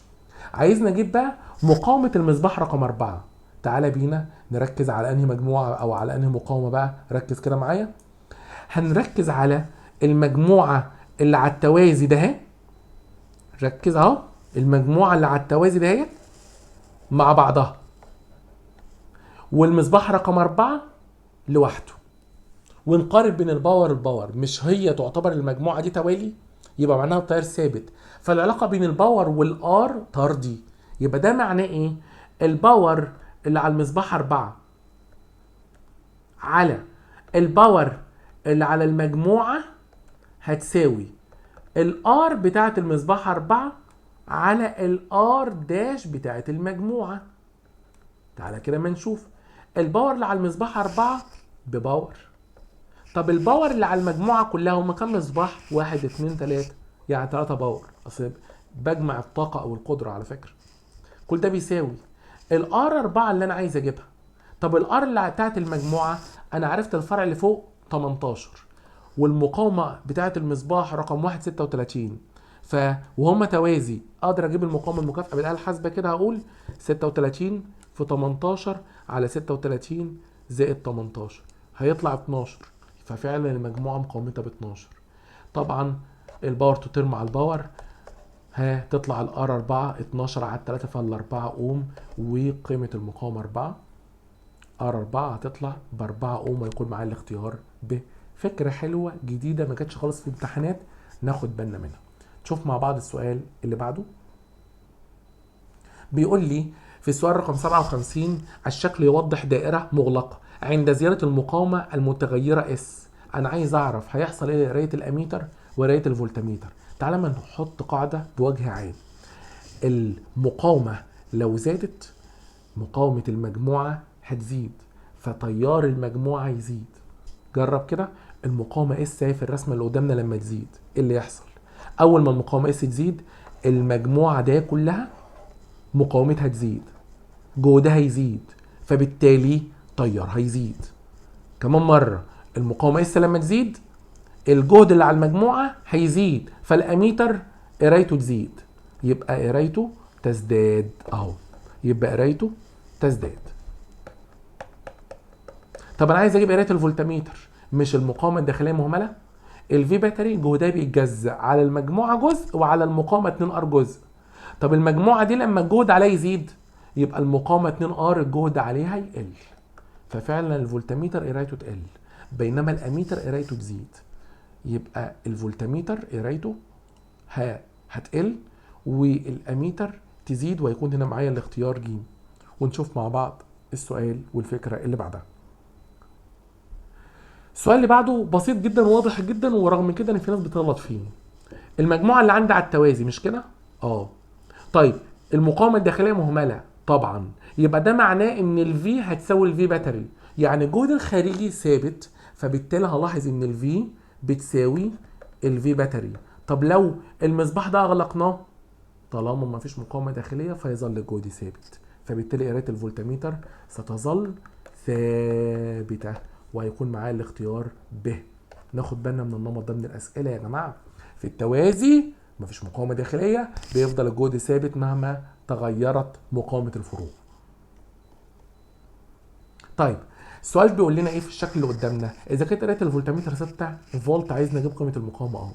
هو الفولتميتر لما يبقى قرايته 6 فولت اعرف اجيب تيار المقاومه دي؟ طبعا 6 على 2 في 3، وده التيار العام. يبقى الاي هقول له الفي على ار 6 على 2 هتساوي 3 امبير. نعرف دلوقتي نجيب قيمه المقاومه ار؟ طبعا هنقول له كده الار داش هتساوي في باتري على الاي. الفي باتري بكام؟ ب 18 على التلاتة، يبقى الار داش هتساوي 6 اوم. خلاص انا عارف المقاومه 2 والمقاومه 2 توالي، والار والاتنين ار توازي هنقول ضربهم على جمعهم، يبقى ده معناه ان 4 زائد 2 ار في ار على 2 ار زائد ار يعني 2 على 3 ار، ده كله بيساوي 6. معادله فيها مجهول واحد، نعرف نجيب قيمه الار بقى. ها يبقى هقول 6 ناقص 4 اضرب في 3 واقسم على الاتنين، هتطلع قيمه الار ب 3 اوم، ويكون معايا الاختيار ج. نشوف مع بعض الفكره اللي بعدها. الشكل اللي قدامي عايز اجيب قيمه الفي واجيب كمان قيمه الار. مش انا واخد بالي ان التيار اتجزأ بنسبه 3 ل1؟ يبقى ده معناها النسبه من المقاومتين 1 ل3. انا عايز اجيب قيمه مين؟ المقاومه ار. اقول له في التوازي فرق الجهد ثابت، طالما الفي 1 بتساوي الفي 2. الفي 1 الفرع ده هو كله عباره عن اي في الار بتاعته، يعني واحد ده الاي في مقاومه الفرع بتاعته 6 زائد ار، كل ده بيساوي فرق الجهد على الفرع الثاني اللي هو 3 في ار ب 3 ار اي ار. يعني المعادله دي فيها كام مجهول؟ فيها مجهول واحد. طبعا ازاي اجيب قيمه الار؟ 3 ار ناقص ار ب 2 ار، 6 بتساوي 2 ار يعني الار بتساوي 3 اوم، يبقى قيمه الار ب 3 اوم. قيمه الار ب 3 اوم. حلو تمام. طب انا عايز اجيب قيمه مين؟ الفي. انا عارف ان الفي بيساوي اي ار، خد اي فرع واضرب الاي في الار بتاعته لان فرق الجهد ثابت في التوازي، يعني 3 في 3 ب 9. ففعلا الفي هيساوي الاي في اي مقاومه للفرع، تيار الفرع في مقاومه الفرع نفسه. يعني اقول 3 مثلا في 3 هيطلع 9 فولت. كنت ممكن خدت الفرع الثاني 1 في 9 تطلع ب 9 فولت. خلاص. ففعلا الفي بتساوي 9 فولت والار بتساوي 3، ويكون هنا معايا الاختيار د. ونشوف مع بعض الفكره اللي بعدها. السؤال رقم 61 بيقول لنا يمثل الشكل جزء من دايره كهربيه، وكان فرق الجهد بين النقطتين بي وسي ب 4 فولت. عايز نجيب مقدار فرق الجهد بين النقطتين اي ودي. لاول وهله لازم ناخد بالنا ان هنا في سلك فاضي على التوازي مع المقاومتين دول فيلغيهم. يعني معنى الكلام دوت ان الدايره كلها عباره عن المقاومه اي بي وكمان المقاومتين اللي ما بين بي وسي، صح؟ طب انا دلوقتي عارف ان ما بين النقطتين بي وسي فرق الجهد ب 4 فولت. مش ما بين بي وسي المقاومتين ده هما بنص ار؟ طالما مقاومتهم نص ار وخدوا جهد 4 فولت، يبقى المقاومه ار دي تاخد جهد كام؟ برافو عليكم، الضعف. ما هو العلاقه بين الفي والار طردي، فلما تكون المقاومه دي ار تاخد 8 فولت، تاخد الضعف، فبالتالي يبقى الجهد الكلي 8 فولت و4 فولت يطلع 12 فولت، ويكون معايا هنا الاختيار د. ونشوف الفكره اللي بعدها. هندخل دلوقتي بقى في اسئله قانون اوم للدائره المغلقه. بيقول لنا في الدائره المقابله اذا قلت قيمه المقاومه المتغيره اس. انا عايز اعرف قرايه الفولتميتر في 1 والفولتميتر في 2 هيحصل له ايه. نشوف كده في الرسمه ونشوف الدائره سياقها ايه. انا شايف ان الفي 2 ماسك البطاريه فهو يعتبر ماسك الدائره الخارجيه. قانونه الفي 2 بتساوي في باتري ناقص الاي ار سمول. طب الفي 1 ماسك المقاومه ار، يبقى الفي 1 ده قانونه اي عام في الار. تعالى بقى بينا بالراحه. المقاومه اس لما تقل يبقى التيار العام يزيد، يبقى الفي 1 يزيد. والتيار العام لما يزيد حيث ان الفي باتري كونست يبقى الفي 2 يقل. يبقى بالراحه كده الفي 1 هيزيد والفي 2 هيقل، وهنختار معانا الاختيار ألف. السؤال رقم 63 بيقول لنا ثلاث مقاومات 8 اوم و6 اوم و16 اوم متوصلين معا في الدايره. انا عايز اعرف هم متوصلين الاول على ايه عشان اعرف اجيب القوه الدافعه الكهربائيه، صح؟ طيب فهنعمل جدول ونشوف كل مقاومه التيار اللي ماشي فيها قدره ايه. يلا بينا كده بالراحه اهو. مقاومات هم كام مقاومه؟ هم 3 مقاومات. ال 16 اوم و6 اوم و8 اوم، ادي قيم الار، صح؟ ماشي. الفي مديهانا على الترتيب 4 فولت و6 فولت و2 فولت. ده معناها ان اقدر اجيب الاي اللي ماشي في كل مقاومه. في على ار 4 على 16 بربع امبير، 6 على 6 بواحد امبير، 2 على 8 بربع امبير. يبقى ده معناها ان انا شايف المقاومه 16 والمقاومه 8 نفس التيار، يبقى على طول اكيد متوصلين على التوالي. يبقى فعلا المقاومه 8 والمقاومه 16 على التوالي اهو. طب المقاومه 6 على التوازي، اصل تيارها مختلف اهو. يبقى انا دلوقتي عرفت توصيل المقاومات ايه. طيب دول كلهم كده متوصلين ببطاريه. هو اللي قال المقاومه الداخليه البطاريه 1.2 اوم. عايزنا اجيب الفي باتري، على طول اقول له التيار العام كام؟ الشاطر اللي استنتج اهو. اذا كان هنا ماشي ربع امبير والمقاومه 6 ماشي فيها 1 امبير، يبقى التيار الكلي اللي كان داخل كام؟ 1 وربع امبير. فهقول له على طول الفي باتري هتساوي الاي العام، افتح قوس، ار داش زائد الار سمول. الاي العام بكام يا جماعه؟ 1 وربع اهو. الار داش ال 18 وال 8 وال 16 توالي ب 24 صح؟ طيب يبقى قول 24 في 6،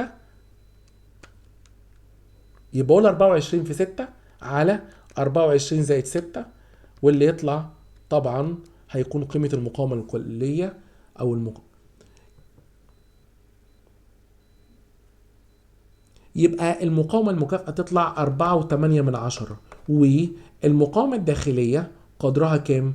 1.2. يبقى أقول له 7.5 فولت، ويكون هنا معايا الاختيار ج.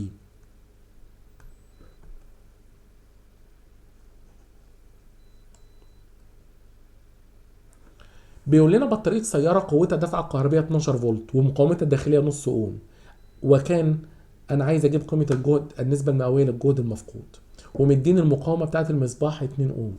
طب ما انا عارف قانون النسبة المئوية للجهد المفقود هيساوي ار سمول على الار الخارجية زائد الار الداخلية.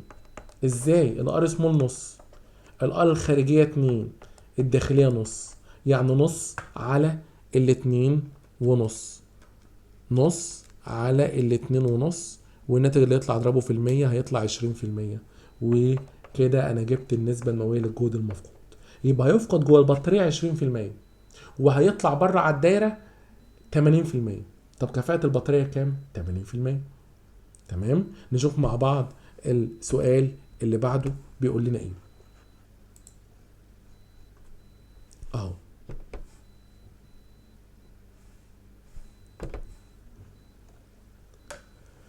السؤال رقم 65، انا عايز اجيب نسبة الاي 1 على الاي 2. هلمح كده هلاقي في الدايرتين الفي ثابته صح؟ ما هي نفس البطارية. طب انا عشان اجيب الاي 1 على اي 2 هقول كده اي 1 على اي 2، طالما الفي ثابت العلاقة ما بين الاي والار عكسي، يبقى الار داش 2 على الار داش 1. طبعا اوعى تنسى تجمع معاها المقاومة الداخلية صح؟ طيب يبقى اقول كام على كام بقى؟ الار داش في الرسمة الثانية 5 زائد 1 6. طب الار داش في الرسمة الأولى 10 زائد 1 11. يبقى الاي 1 على اي 2 ب 6 على 11، ويكون هنا معانا الاختيار ألف. السؤال رقم 66 بيقول لنا في الدائرة المقابلة إذا كانت قراءة الأميتر والمفتاح مفتوح بتساوي 2 أمبير، فعند غلق المفتاح الفولتميتر يقرا كام؟ تعالى كده اما نشوف هو مديني أصلا ليه الأميتر والمفتاح مفتوح. بص كده في الرسمة، هو لما كان المفتاح مفتوح التيار كان يقدر يمشي ويعدي في المقاومة 8 اوم ويروح للبطارية ويوصل لقطبها السالب. نعرف نجيب منها الفي باتري؟ طبعا هيساوي الاي العام في الار داش. في الحالة دي الاي العام 2، طب الار داش بكام؟ 8 و4، 8 و4 12. يبقى قوة الدفعة 2 في 12 ب 24، وهتفضل ثابتة طول المسألة.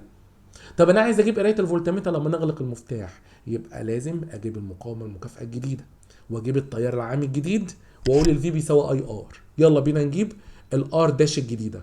ساعتها الار داش الجديده بعد غلق المفتاح هيساوي التمانية والتمانية توازي باربعة، الاربعة والاربعة توالي بتمانية، فتبقى الار داش الجديده بتمانية. حلو. هنجيب الاي العام الجديد بقى اهو. الاي العام الجديد هاسم الفي باتري على الار داش. الفي باتري بكام؟ ب 24. طب الار داش 8. التيار هيزيد ويبقى 3 امبير. نعرف دلوقتي نجيب قرايه الفولتميتر. هقول الاي العام في الار داش لمجموعه التوازي بس اللي الفولتميتر ماسكها. واخدين بالكم يا جماعه؟ يلا ها، يبقى الاي 3 الار داش ال8 وال8 توازي باربعه، عشان الفولتميتر لما نغلق المفتاح يبقى ماسك 4 اوم، 8 و8 يعني. فيطلع الناتج طبعا 3 في 4 ب 12 فولت. فبعد الغلق سيصبح قرايه الفولتميتر 12 فولت. نشوف مع بعض النمط اللي بعده من الافكار. بيقول لنا في الشكل المقابل ماذا يحدث لقرايه الاجهزه V1 و V2 و V3 عند غلق المفتاح. طيب بالراحه كده نشوف قانون كل فولتميتر فيهم. الفولتميتر V3 ماسك ايه؟ ماسك بطاريه ومقاومه في نفس الوقت. فقرايه الفولتميتر V3 الفي هتساوي اهو، الفي هتساوي اللي هو الفي 3 هيساوي في باتري ناقص الاي في الار اللي الفولتميتر ماسكها مع البطاريه. طب الفي 1 ماسك مقاومه قدرها 2 ار و2 ار توازي، يعني الفي 1 ماسك ار صح اهو. اي اللي ماشي فيهم اي عام، وال2 ار وال2 ار بار واحده. طب الفي 2 بتساوي اي في 2 ار. تعالى ما نشوف غلق المفتاح هيغير ده ازاي. بينا بالراحه كده نفكر ونشوف. هو لما نغلق المفتاح اللي قدامكم ده، مش السلك هيلغي المقاومتين 2 ار و2 ار؟ على طول الفي 1 هيساوي صفر، هتنعدم قرايته. طب الفي 2 ما هو التيار لما المقاومه قلت التيار زاد، فيبقى الفي 2 يزيد اهو، يبقى قرايه الفي 2 هيزيد. طب لما الفي 2 يزيد، طب الفي 3 مش الاي زاد؟ لما الاي يزيد وحيث ان الفي باتري كونست يبقى الفي 3 ال، يبقى الفي 1 ينعدم، الفي 2 يزيد، الفي 3 ال، يبقى يصبح صفر. الفي 2 يزيد، الفي 3 ال، يبقى هنا الاختيار الف. ودي فكره جت في امتحان قبل كده، خدوا بالكم منه. نشوف مع بعض السؤال اللي بعده. بيقول لنا في الدائره المقابله غير لي قيمه المقاومه. الار 1 كانت ب5 بقت الار 2 ب9، والبطاريه هي التيار بدل ما كان نص بقى 3 من 10 بس. النمط ده من الاسئله احنا عارفينه قوي.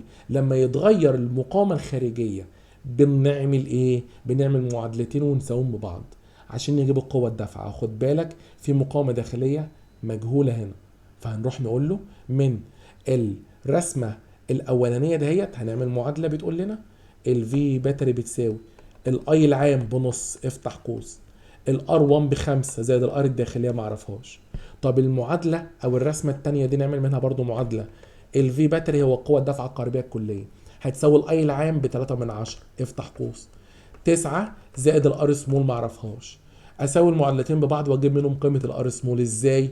اهو من المعادله رقم 1 والمعادله رقم 2 هقول له كده، 3 من 10 9 زائد ار هيساوي 5 من 10 5 زائد ار. طبعا هوزع ال3 من 10 هنا وهنا، وال5 من 10 هنا وهنا، او ممكن احلها بطريقه المجهول بالاله الحاسبه زي ما انا دلوقتي هعمل اهو. 5 من 10 افتح قوس، 5 زائد المجهول نقفل القوس، هنجيب قيمه الار سمول. بالحسابات قيمه الار سمول طلعت معايا، الار سمول طلعت معايا بواحد اوم. اذا نعرف نجيب دلوقتي الفي باتري. عوض في اي معادله بقى.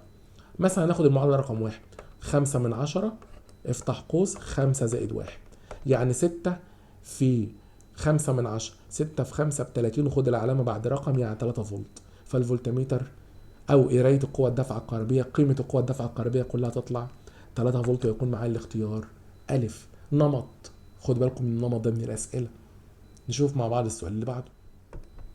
هنبدا بقى دلوقتي في اسئله كيرشوف. وخد بالك كن حريص جدا جدا وانت بتحل في كيرشوف. ليه؟ لان اشاره واحده قادره انها تغير لك النتيجه النهائيه للسؤال. نشوف مع بعض. هنحل على كيرشوف الاول. بيقول لنا ان الاي 1 انا عايز اجيب قيمته، فلازم ناخد عقده كل تياراتها معلومه الا تيار واحد بس مجهول. طيب داخل 12 وداخل 2، يبقى مجموع اللي دخل 14. خرج 5 اهو، الفرع ده مشي فيه 5، فالمفروض يمشي في الفرع ده هو كام؟ ايوه 14 ناقص 5 هيبقى 9 امبير، هيبقى التيار اي 1 9 امبير.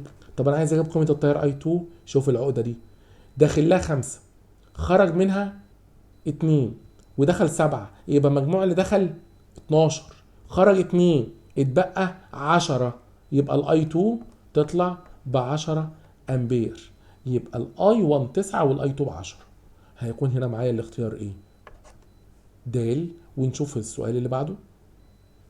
السؤال اللي بعده بقى بيقول لنا يمثل الشكل المقابل جزء من دايره. طب وبعدين يعني عاوز ايه؟ عايز قيمه الفي وقيمه الاي. خلاص انا عشان اجيب قيمه الفي هناخد مسار مغلق ونطبق كيرشوف التاني. طب ايه رايك لو انا خدت المسار المغلق ده اهو دلوقتي، وهنقول سيجما في بي بيساوي سيجما اي ار. طب المسار المغلق ده فيه ايه؟ وانا ماشي كده مفيش بطاريه في الدايره، يبقى صفر بيساوي. طيب وانا ماشي في الاتجاه ده كده، المقاومه ديت الجهد الواقع عليها مش التيار في نفس اتجاه المسار، يبقى احط الفي بالموجب. يلا نزلت تحت، انا ماشي عكس مسار او عكس تيار المقاومه 3، فبالتالي التيار عكس المسار، فهقول الجهد الواقع عليها بالسالب، صح؟ اقول سالب 3 اي. طب هل الاي ده انا عارفه؟ طبعا، مش داخل 12 جه عند نقطه الجزء مشي اهو 2، يبقى هيمشي تحت 10 امبير، يبقى الاي ده ب 10 بس. خلاص لما اعوض عن الاي ده ب 10 امبير هيطلع قرايه الفولتميتر كام، او الفي هيطلع قيمه الفي اللي على المقاومه دي بكام؟ 30 فولت. خلاص يبقى قيمه الاي ب 10 وقيمه الفي ب 30، ويطلع معايا الاختيار د. ونشوف السؤال اللي بعده. شكل المقابل انا عايز اجيب قيمه الاي 1 والاي 2 والاي 3 والاي 4، وبالتالي اشوف ايه المطلوب منهم وايه واجاوب الاجابه النهائيه. طيب انا عشان اجيب قيمه الاي 2 لازم ناخد عقده اهو. العقده دي داخل لها 5 ها، خرج منها 2، فالمفروض يبقى الاي 2 دهوت هيبقى ب 3 امبير. حقيقي ما هو داخل 5 خرج 2 يبقى يخرج ب 3. ال3 جه هنا مشي اهو نص، يبقى الاي 3 كام؟ 2 ونص، يبقى الاي 3 ب 2 ونص امبير.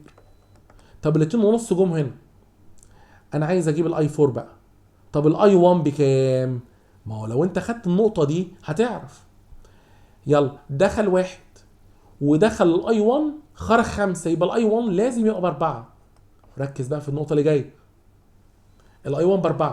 طب الاي 4 داخل 2 ونص خرج 4، فالمفروض يدخل 1 ونص، صح؟ طب هل هنا التيار اللي على الرسم داخل للنقطة دي ولا خارج؟ خارج، فاقول له خلاص مفيش مشكلة، طالما خارج اقول سالب 1 ونص امبير. حلو. هل هنا بيدور لك على اتجاهات ولا قيم بس؟ هو عايز يشوف قيم بس، يبقى قيمة الاي 4 1 ونص، وقيمة الاي 2 هيطلع معانا ب 3 امبير. هل هنا قال لك اتجاه؟ لو كان قايل اتجاه كنت قلت سالب 1 ونص للاي 4. طبعا هنا هيكون الاختيار د، عشان هنا عايز ايه بس؟ عايز يجيب قيم. نشوف مع بعض النمط اللي بعده من الاسئله. بدأنا ندخل على دوائر كيرشوف ونشوف هو عايز يجيب الاي 1 والاي 2. على طول انا عشان اجيب قيمه الاي في دايره زي كده لازم تتاكد ان كل الجهود كقوه دافعه معلومه وكل المقاومات معلومه. طيب ايه رايك لما اخد المسار المغلق ده واطبق كيرشوف التاني ونقول سيجما في بي بيساوي سيجما اي ار. سيجما في بي يعني ايه؟ ب 24. كل ده بيساوي سيجما اي ار 6 اي 1. اقدر دلوقتي احسب قيمه الاي 1 تطلع الاي 1 بتساوي 4 امبير. يلا ناخد المسار اللي بعده ده. هنقول برضو سيجما في بي بيساوي سيجما اي ار. ماشي. سيجما في بي مفيش عندي الا بطاريه، وطبعا البطاريه دي بتبقى بالموجب لان الدفع جواها في نفس اتجاه المسار، يبقى ده معناه ها ال 36 تبقى بالموجب اهي. كل ده بيساوي سيجما اي ار يبقى 6 اي 1 يلا ها زائد 6 اي 2. نقدر دلوقتي نعوض عن الاي 1 بقيمته ب4 اهوت. يبقى اقول 36 بتساوي 6 في 4 زائد 6 اي 2. نقدر بقى دلوقتي نجيب قيمه الاي 2 طبعا ال 36 ناقص ال 24 ب 12. 12 على 6 فيها 2 امبير. يبقى الاي 2 ب 2 امبير والاي 1 ب 4 امبير ويكون معاه الاختيار د. ونشوف النمط اللي بعده من الاسئله. السؤال رقم 73 بيقول لنا في الدائره المقابله انا عايز اجيب قيمه الاي 3. فانا باين قوي من الرسمه قدامي ان الاي 3 ناتج عن جمع الاي 1 زائد الاي 2 صح. طيب فهاخد المسار اللي على اليمين ده وهنقول سيجما في بي بيساوي سيجما اي ار في المسار الاولاني ونجيب قيمه الاي 1 بكام اهو سيجما اي ار. طب السيجما في بي 8. طيب والبطاريه دي معانا في نفس الاتجاه ب4 يعني 8 و4 12. ده كله هيساوي 10 اي 1. نقدر بقى نجيب دلوقتي الاي 1 هيبقى 12 على 10 يعني 1.2 من 10 امبير. حلو. هناخد بقى المسار كمان اللي على الشمال ده المسار التاني ونقول برضو سيجما في بي بيساوي سيجما اي ار. وبعد ما اقول كده هنقول بقى سيجما في بي معناها ايه. انا عندي كام بطاريه 6 و4 في نفس الاتجاه لان انا ماشي في نفس المسار. يبقى 6 و4 10 هيساوي سيجما اي ار صح اللي هو 8 اي 2. اذا انا اقدر اجيب دلوقتي الاي 2. الاي 2 ب 10 على 8 اقول كام 10 على 8 يعني 5 على 4. تمام اهو 5 على 4 يعني 1.4. باين قوي من الرسمه ان الاي 3 مجموع الاي 1 زائد الاي 2. الاي 1 زائد الاي 2 1.2 من 10 زائد 1.4 هيطلع 2.45 من 100 امبير ويكون معاه الاختيار ا. شوف السؤال اللي بعده. السؤال اللي بعده من الاسئله المهمه جدا بيقول لنا في الدائره الموضحه بالشكل انا عايز اجيب قيمه الفي اكس واي. طيب انا عشان اجيب قيمه الفي اكس واي لازم احسب الاول تيارات الدايره. يلا نفرض التيارات. فرضا انا هقول اني ماشي في المسار ده تيار قدره اي 1. لو احنا خدنا بالنا انا بشاور على ايه ادي الاي 1 حلو. وان داخل من الفرع ده تيار قدره اي 2 هيتجمع عند نقطه اكس ويمشي نقط اي 3 اهو. وناخد مساراتنا المغلقه ونجيب التيارات الثلاثه. بعدها هقدر اجيب الفي اكس واي على فكره. تعال نجرب يلا. هنجيب التيارات الثلاثه ازاي. نعمل 3 معادلات. النقطه اكس داخل لها اي 1 واي 2 خارج منها اي 3 ادي المعادله الاولى. طب المعادله الثانيه وليكن هناخد المسار المغلق ده سيجما في بي بيساوي سيجما اي ار. يلا انا بتكلم عن مسار مغلق. انا بتكلم على المسار المغلق ده دلوقتي اهو اللي انا ظللته ده دلوقتي. يلا سيجما في بي بيساوي سيجما اي ار. سيجما في بي ب 11 وانا ماشي في نفس المسار اهو المسار ده. يلا سيجما اي ار هقول 2 اي 2 يلا زائد 4 اي 3 ادي المعادله الثانيه. حلو. طيب يلا بينا ناخد المسار المغلق اللي جوه ده اهو. المسار المغلق اللي انا هظلله دلوقتي ده اهو المربع ده كده. نقول ايه سيجما في بي بيساوي سيجما اي ار. سيجما في بي بيساوي سيجما اي ار. وبعدين هقول الفي متر ب 33 كل ده بيساوي سيجما اي ار يعني 6 اي 1 يلا زائد 4 اي 3. طب وبعدين الثلاث معادلات هنجيب منهم الاي 1 والاي 2 والاي 3. يلا نحسبها بالاله الحاسبه. يلا بينا.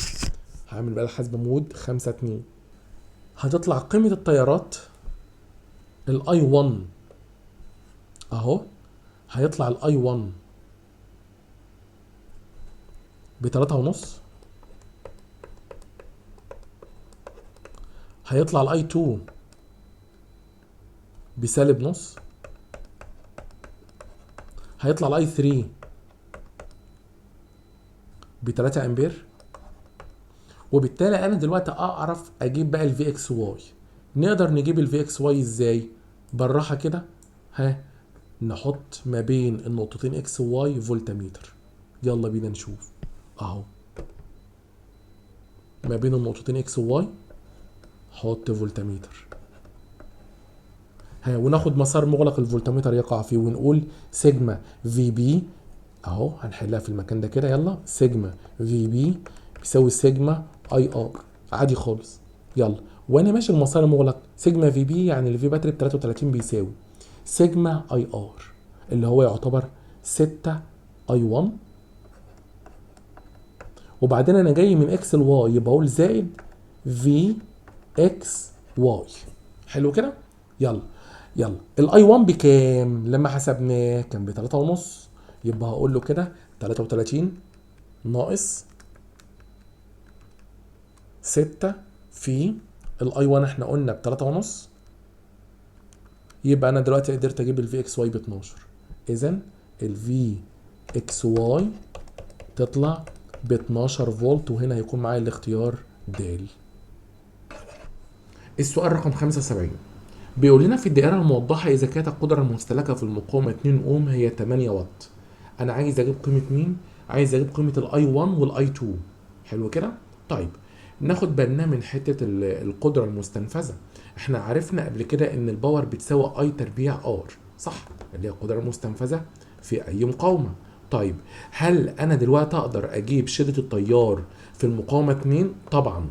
اقول كده، اقول الباور بتساوي اي تربيع في الار. طيب الباور بكام؟ قال لنا ب 8. 8 هيساوي اي تربيع الاي اللي انا عايز اجيبها في المقاومه 2، وهو شده الطالب مش في المقاومه 2، في قيمه المقاومه اللي هي قدرها 2. اذا الاي هيساوي، هنقول 8 على 2 فعلى 4 واخد الجذر، جذر الاربعه ب 2 امبير. يبقى انا عرفت دلوقتي ان شده التيار اللي مش في المقاومه 2 دهيت ب 2 امبير. عادي خالص بقى اروح اخد مسار مغلق واجيب قيمه، يبقى التيار اللي ماشي هنا قدره كام امبير يا جماعه؟ 2 امبير. ناخد مسار مغلق، ادي المسار المغلق اللي هناخده، ونطبق فيه كيرشوف التاني ونعين قيمه الاي 1، ولو جبت الاي 1 هعرف اجيب الاي 2. يلا بينا كده نكمل. في المسار المحدد هنقول كده سيجما في بي بيساوي سيجما اي ار. طيب سيجما في بي قوه الدفع بخمسه، كل ده بيساوي سيجما اي ار. طبعا زي ما احنا شايفين كده قدامنا المقاومه 1 اوم ماشي فيها اي 1، يبقى 1 في اي 1 باي 1، وطبعا جهدها بالموجب لان التيار بتاعها مع المسار اللي انا فرضه. اما المقاومه 2 اوم طبعا التيار مع المسار برضو، التيار ماشي في الاتجاه ده والمسار برضو معايا، يبقى هو 2 في 2 ب4، هيطلع قيمه الاي 1 بواحد امبير. وطالما انا عرفت ان الاي 1 بواحد امبير وهو داخل للنقطه دي، ها، واللي خرج 2 امبير، يبقى الاي 2 اللي داخل كان كام؟ 1 امبير برضو. يبقى انا كده عرفت ان الاي 1 بواحد امبير والاي 2 بواحد امبير. فكره سؤال بسيطه جت في امتحان خد بالك قبل كده برضو. نشوف السؤال اللي بعده. بيقول لنا، والسؤال ده من الاسئله اللي فيها تفكير شويه، بيقول لنا ايه؟ في الدائره الكهربيه الموضحه بالشكل تكون النسبه بين قراءه الفولتميتر V1 على V2. نشوف الرسمه ونشوف فين ال V1 ونشوف فين ال V2. اهو دي الرسمه، ادي ال V1 ادي ال V2. انا عايز اجيب نسبه ال V1 على ال V2. طبعا حاجه زي كده مطلوب مني اكون فاهم كويس جدا ازاي بطبق قانون كيرشوف التاني. يلا بينا نشوف كده. يلا ايه رايك لو انا اخدت المسار المغلق ده ونقول سيجما في المسار الاولاني، يلا ها، سيجما في بي بيساوي سيجما اي ار. طب القوه الدافعه بتاعتنا ايه؟ اسمها في بي اهي، كل ده بيساوي سيجما اي ار. المقاومه 5 دي طيرها في نفس اتجاه المسار، وبالتالي هنقول الجهد الواقع عليها بالموجب اللي هو الفي 1، صح؟ يلا وانا ماشي في الاتجاه ده كده، التيار اللي ماشي في المقاومه 5 اوم قدره اي، اذا جهدها بالموجب برضو، لان طبعا المسار بتاعي ماشي عكس عقارب الساعه والتيار معايا، فهقول زائد 5 اي. دي المعادله اللي انا كونتها من المسار الاولاني. هناخد مسار تاني ونشوف كده بالراحه كده. يلا اهو ادي المسار التاني اهوت. يلا ها، في المسار 2 نقدر نطبق كيرشوف التاني؟ طبعا. هنقول كده سيجما في بي بيساوي سيجما اي ار. طب السيجما في بي عباره عن ايه؟ القوه الدافعه على الفي باتري معايا بالموجب، كل ده بيساوي سيجما اي ار. الجهد عبر المقاومه 20 بالموجب معايا واسمه في 2، زائد الجهد عبر المقاومه 5 برضو موجب لان التيار في نفس اتجاه المسار المفروض. تعالى بقى كده نقارن المعادلتين ببعض، ركز كده بالراحه بقى. ادي المعادله الاولى وادي المعادله الثانيه، الفي باتري هي الفي باتري والخمسة اي هي الخمسة اي، يبقى كده الفي 1 بتساوي الفي 2. اذا طالما الفي 1 بتساوي الفي 2 يبقى النسبه ما بين الفي 1 على الفي 2 كنسبه 1 على 1، وهنا نقدر نختار دلوقتي الاجابه النهائيه 1 ل1 هو الاختيار الف. فكره جديده، فكره جديده ناخد بالنا منها يا جماعه. شوف السؤال اللي بعده بيقول لنا ايه. بيقول لنا في الشكل المقابل انا عايز اجيب نسبه الاي 2 على الاي 1. انا عشان احسب قيمه الاي 2 والاي 1 هناخد مسارات مغلقه ونجيب تيار بدلاله التاني. بس ايه وجهه نظرك لو انا دلوقتي خدت المسار ده؟ ركز كده في الرسمه اللي قدامنا اهو، هاخد المسار المغلق ده واطبق عليه كيرشوف التاني، مش كده هقدر اربط ما بين الاي 2 والاي 3؟ جرب كده يلا. في المسار المحدد سيجما في بي بيساوي سيجما اي ار، صح؟ طب يلا سيجما في بي اللي هي في باتري ناقص الفي باتري بزيرو، طبعا لان الفي باتري الاولى ده اهي بالموجب لان طبعا اتجاه الدفع جواها في نفس اتجاه المسار، اما البطاريه دي طبعا جهدها بالسالب، فعشان كده اقول في باتري ناقص في باتري بتساوي صفر. كل ده بيساوي سيجما اي ار اللي هو يعتبر الاي 2 في الار ماشي عكس المسار المفروض، التيار ماشي في الاتجاه ده والمسار العكس، فبالتالي اقول سالب اي 2 في الار. اما الاي 3 في نفس اتجاه المسار بتاعي، فبالتالي هقول زائد اي 3 في الار. طبعا نقدر نستنتج دلوقتي ان الاي 2 ار بيساوي الاي 3 ار، اذا نقدر نقول ان الاي 2 دلوقتي بيساوي الاي 3. نروح كده على الرسمه ونشوف الاي 2 دهيت بتساوي الاي 3، يعني لو الاي 2 باي هتلاقي الاي 3 هو كمان باي، يبقى الاي 1 اللي داخل ب 2 اي. هو عايز نسبه مين على مين بقى؟ هو عايز نسبه الاي 2 على الاي 1، يعني اكنك بتقسم اي على 2 اي، يبقى كنسبه نص يا جماعه. هيطلع الناتج معايا الف. ونشوف السؤال اللي بعده. السؤال رقم 78 بيقول لنا في الدائره المقابله، طبعا في الدائره اللي قدامي دي انا عايز اعرف مين الجهد الاعلى والاقل، عشان هو مديني شويه اختيارات وبيقول لي كده الجهد الاعلى والاقل هو مين. خلاص، الفي اكس زد اكبر ولا اقل من الفي اكس واي؟ الفي اكس واي اكبر ولا اقل من الفي ال كي؟ اذا مديني جهود وعايز يقارن ما بينهم. تعالى بينا بالراحه كده نفكر واحده واحده. انا ممكن احلها بمجرد النظر على فكره. انا شايف قوي ان الفي اكس واي هو يعتبر القوه الدافعه للبطاريه اللي قدامي. طب الفي ال كي هو القوه الدافعه للبطاريه اللي تحت دي، فباين قوي ان الفرع اللي فوق مقاومته ار واللي تحت مقاومته ار. طالما المقاومه هي والبطاريه الفي اكس واي طلعت 2 اي، يبقى المفروض هي الاعلى جهد، يعني المفروض الفي اكس واي اعلى من الفي ال كي. فلو اختار ب، بس معلش انا عايز خطوات. نمشي ازاي بالخطوات؟ صلوا على النبي. هناخد المسار المغلق ده ونطبق فيه قانون كيرشوف التاني. ناخد بالنا من المسار المغلق ده كده ونقول ايه؟ سيجما في بي بيساوي سيجما اي ار. حلو. طيب تعالى كده اما نشوف الفي بي اللي موجوده عندنا اللي هي تعتبر الفي اكس واي. طب السيجما اي ار بقى، الام واي ده جهد اللي هو يعتبر 2 اي ار ومعايا بالموجب عشان التيار ماشي في نفس اتجاه المسار. طيب مش واخد بالك ان الاتنين اي والواحد اي لما يتجمعوا هنا هيمشوا في الفرع الاوسط ده 3 اي، يعني التيار اللي ماشي في الفرع دوت 3 اي، فبالتالي الجهد عبر المقاومه اللي في النص دي ايوه 3 اي ار. طب دلوقتي نقدر نقول ايه بقى؟ ان الفي اكس واي بتساوي 5 اي ار، ونسمي المعدل رقم 1. يبقى انا عرفت ان الفي اكس واي 5 اي ار. هل نعرف نجيب الفي ال كي؟ طبعا هناخد المسار المغلق ده ونقول سيجما في بي بيساوي سيجما اي ار. طب وبعدين نقول ايه؟ سيجما في بي البطاريه اسمها في ال كي، كل ده بيساوي سيجما اي ار. يلا بينا ال3 اي ار في نفس اتجاه المسار اهو 3 اي ار. طيب وبعدين الواحد اي ار في نفس اتجاه المسار اهو 1 اي ار. طيب دلوقتي ده كله هيساوي كام اي ار؟ 4 اي ار. فباين قوي ان الفي اكس واي اكبر من الفي ال كي، فبالتالي انا هختار ب. طيب تيجي نشوف بقيه الاختيارات وازاي نجيب فرق الجهد عبر كل مكون. انا حليت السؤال خلاص. يلا بينا ما نشوف كده الفي وليكن مثلا اكس زد. فين الاكس زد؟ الاكس زد على الرسمه هو يعتبر الاكس، هي تعتبر هي النقطه دي كده، والزد النقطه دي هي النقطه دي. يعني الفي اكس زد تعتبر 3 اي ار. يلا نسجل الفي اكس زد بتساوي 3 اي ار. حلو.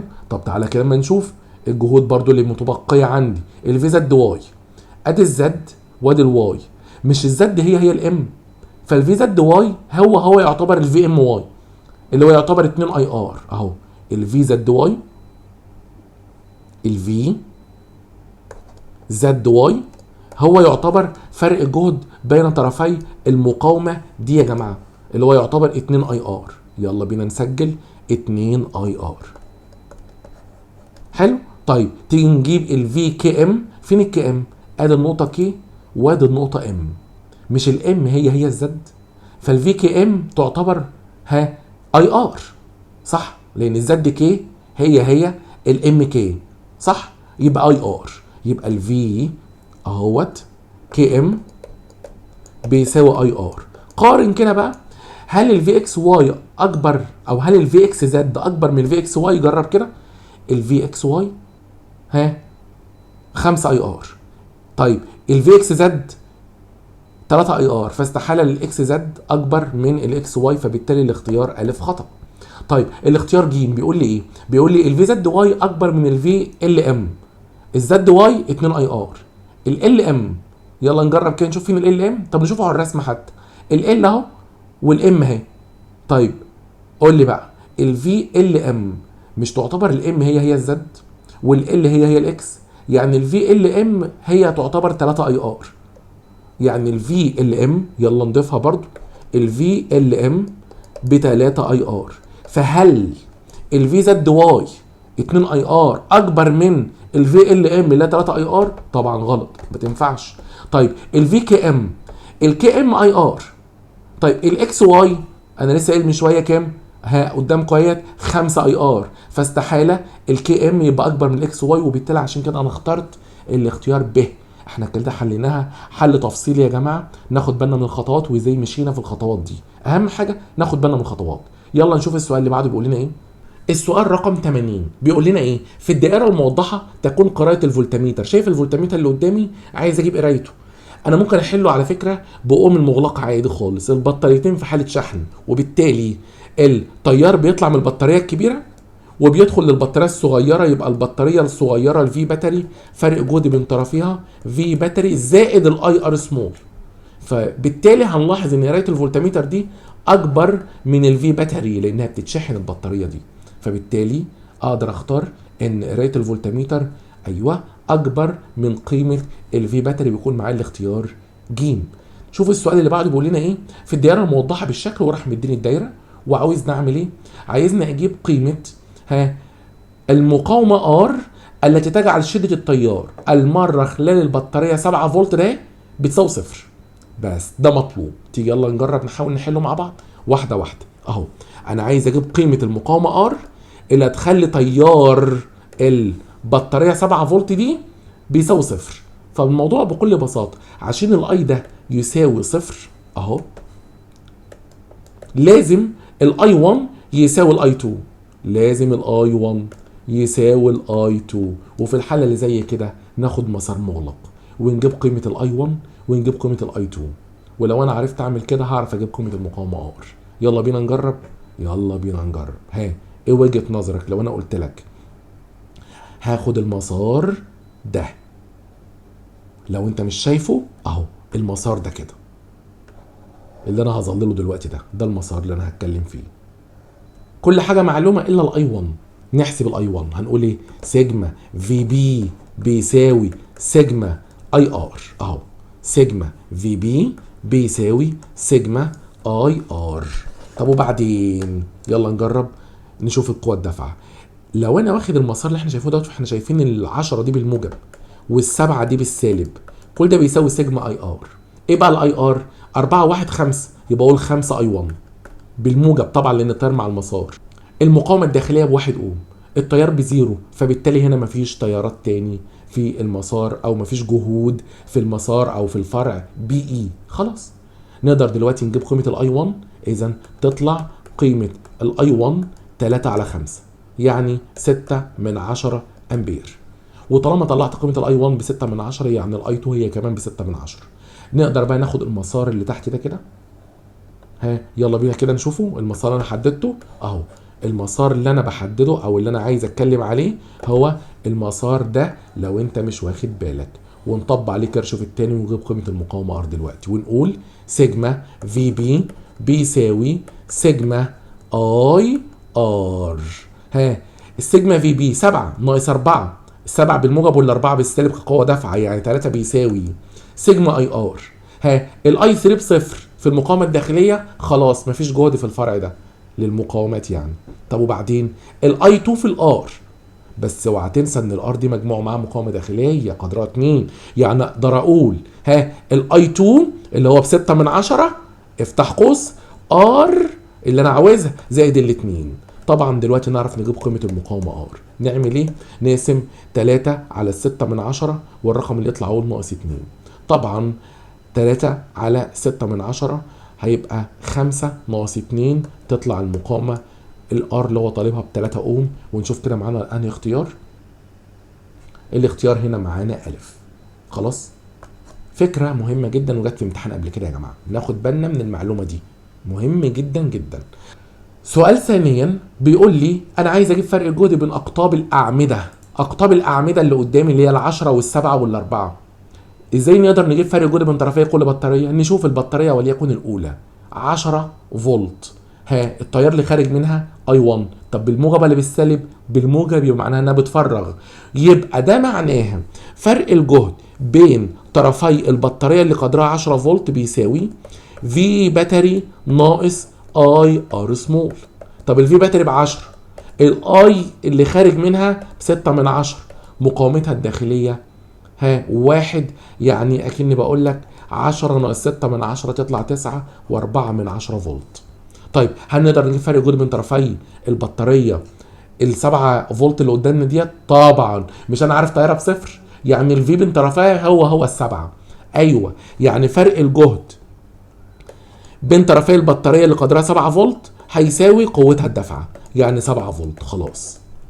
طب نقدر نجيب فرق جهد بين طرفي البطاريه ال 4 فولت دي. تعال نشوف التيار اللي داخل لها اللي هو الاي 2 بالموجب ولا بالسالب؟ بالموجب يبقى ده اتجاه حقيقي يعني البطاريه اللي قدرها 4 فولت ديت بتتشحن. نقدر دلوقتي نقول ان الفي بيساوي ايه بقى؟ في باتري. ايوه سامع ناس بتتكلم صح. زائد الاي ار سمول. خلاص. يبقى الفي باتري بكام؟ الفي باتري ب4 يبقى اقول 4 زائد الاي ب 6 من 10 والار سمول تعالى كده نشوف مقاومتها الداخليه ب2. مقاومتها الداخليه ب2 يعني 1 و2 من 10 ودي 4 يعني هتطلع قيمه فرق الجهد ب5 و2 من 10 ويبقى وحده القياس فولت. وهنا ندور على الاختيار بتاعنا هنلاقي ان الاختيار بتاعنا هو ب. فلازم نبقى فاهمين الاتجاه بتاع التيار ده حقيقي ولا مش حقيقي. ولو حقيقي نعرف البطاريه بتشحن ولا بتفرغ ونطبق ام المغلقه. نشوف السؤال اللي بعده كده مع بعض. السؤال رقم 83 بقى. السؤال ده مشهور جدا وناخد بالنا في كيرشوف مساله المسار المفتوح. لو انا عايز اجيب فرق جهد بين طرفي اي نقطتين في كيرشوف نشعل فولتميتر نطبق كيرشوف الثاني وناخد مسار الفولتميتر يقع فيه. خلصت. يلا نشوف. الشكل المقابل يمثل جزء من دائره كهربائيه اللي احنا شايفينها قدامنا دي. انا عايز اجيب ملتزما بالاتجاهات الموضحه بالشكل. اوجد لي اول حاجه فرق جهد بين النقطتين اكس وواي. اروح موصل كده النقطتين اكس وواي كده اهو. ادي النقطتين اكس وواي واحط ما بينهم فولتميتر واسميه في اكس واي وناخد مسار مغلق. يلا بينا نحدد المسار المغلق اللي نتكلم عليه. المسار المغلق اللي نتكلم عليه اهو. تركز اهو. هو المسار اللي انا محدده ده دلوقتي وانا ماشي كده اهوت مع عقارب الساعه بقى. يلا بينا كده نشوف. انا واخد المسار ده دلوقتي كده. سيجما في بي بيساوي سيجما اي ار. يلا نكمل. طب ليه خدت المسار اللي فوق دوت؟ عشان تياراته معلومه ومقاومته معلومه. يلا. البطاريه اللي موجوده قدرها 18 وهي بالموجب. كل ده بيساوي سيجما اي ار. ايه بقى السيجما اي ار؟ المقاومه دي 2 في 4 ب 8. كمل. المقاومه دي تيارها في نفس اتجاه المسار 3 في 6 ب 18. ها يلا زائد الخمسه مش داخل لها تيار قدره 4 امبير، ما هو التيار بعد ما اتجزأ مشي تحت 1 امبير وفوق 3 امبير، هيتجمع بعد كده تاني 4. يبقى المقاومه 5 ماشي فيها 4 امبير، 4 في 5 ب 20 اهو 20. يلا هقول بقى زائد في، وانا جاي خلال الفولتميتر من الواي للاكس، بقول زائد في واي اكس. نقدر دلوقتي نجيب قيمه الفي واي اكس، نشوف كده هنقول ال 18 تروح مع ال 18 هيتبقى سالب 28 فولت. هو عاوز ايه؟ فرق جهد بين نقطتين اكس وواي. ها يبقى هو عايز الفي اكس واي. طالما الفي واي اكس بسالب 28 يبقى الفي اكس واي ب 28 فولت، ويكون معاه الاختيار الف. ونشوف السؤال او النقطه اللي بعدها بيقول لنا ايه. القوه الدافعه الكهربيه في الدايره الموضحه بالشكل اللي هي الفي باتري 2 ده اهي، اجيبها ازاي؟ ملتزما بالمسار المحدد، هو حتى محدد لك مسار اللي هو المسار ده. هنقول برضو سيجما في بي بيساوي سيجما اي ار. ولو انا قلت الكلام دوت سيجما في بي بيساوي سيجما اي ار، الفي باتري اللي موجوده عندنا قدرها في باتري 2 مش معلومه، كل ده بيساوي سيجما اي ار بقى. ها المقاومه 6 تيارها 3 بالموجب جهدها يعني يبقى 3 في 6 ب 18. ها يلا طب ركز كده، المقاومه اللي قدرها 1 مش في واحد معاها كمان، يعني هنا في 2 اوم والتيار بتاعها عكس المسار اللي انا فرضه، يعني اقول ناقص 2 يبقى 18 ناقص 2 تطلع كام؟ ها تطلع 16 فولت. وكده ها نلاقي ان الفي باتري 2 ب 16 فولت، ويكون معايا الاختيار ج. ونشوف السؤال اللي بعده بيقول لنا ايه.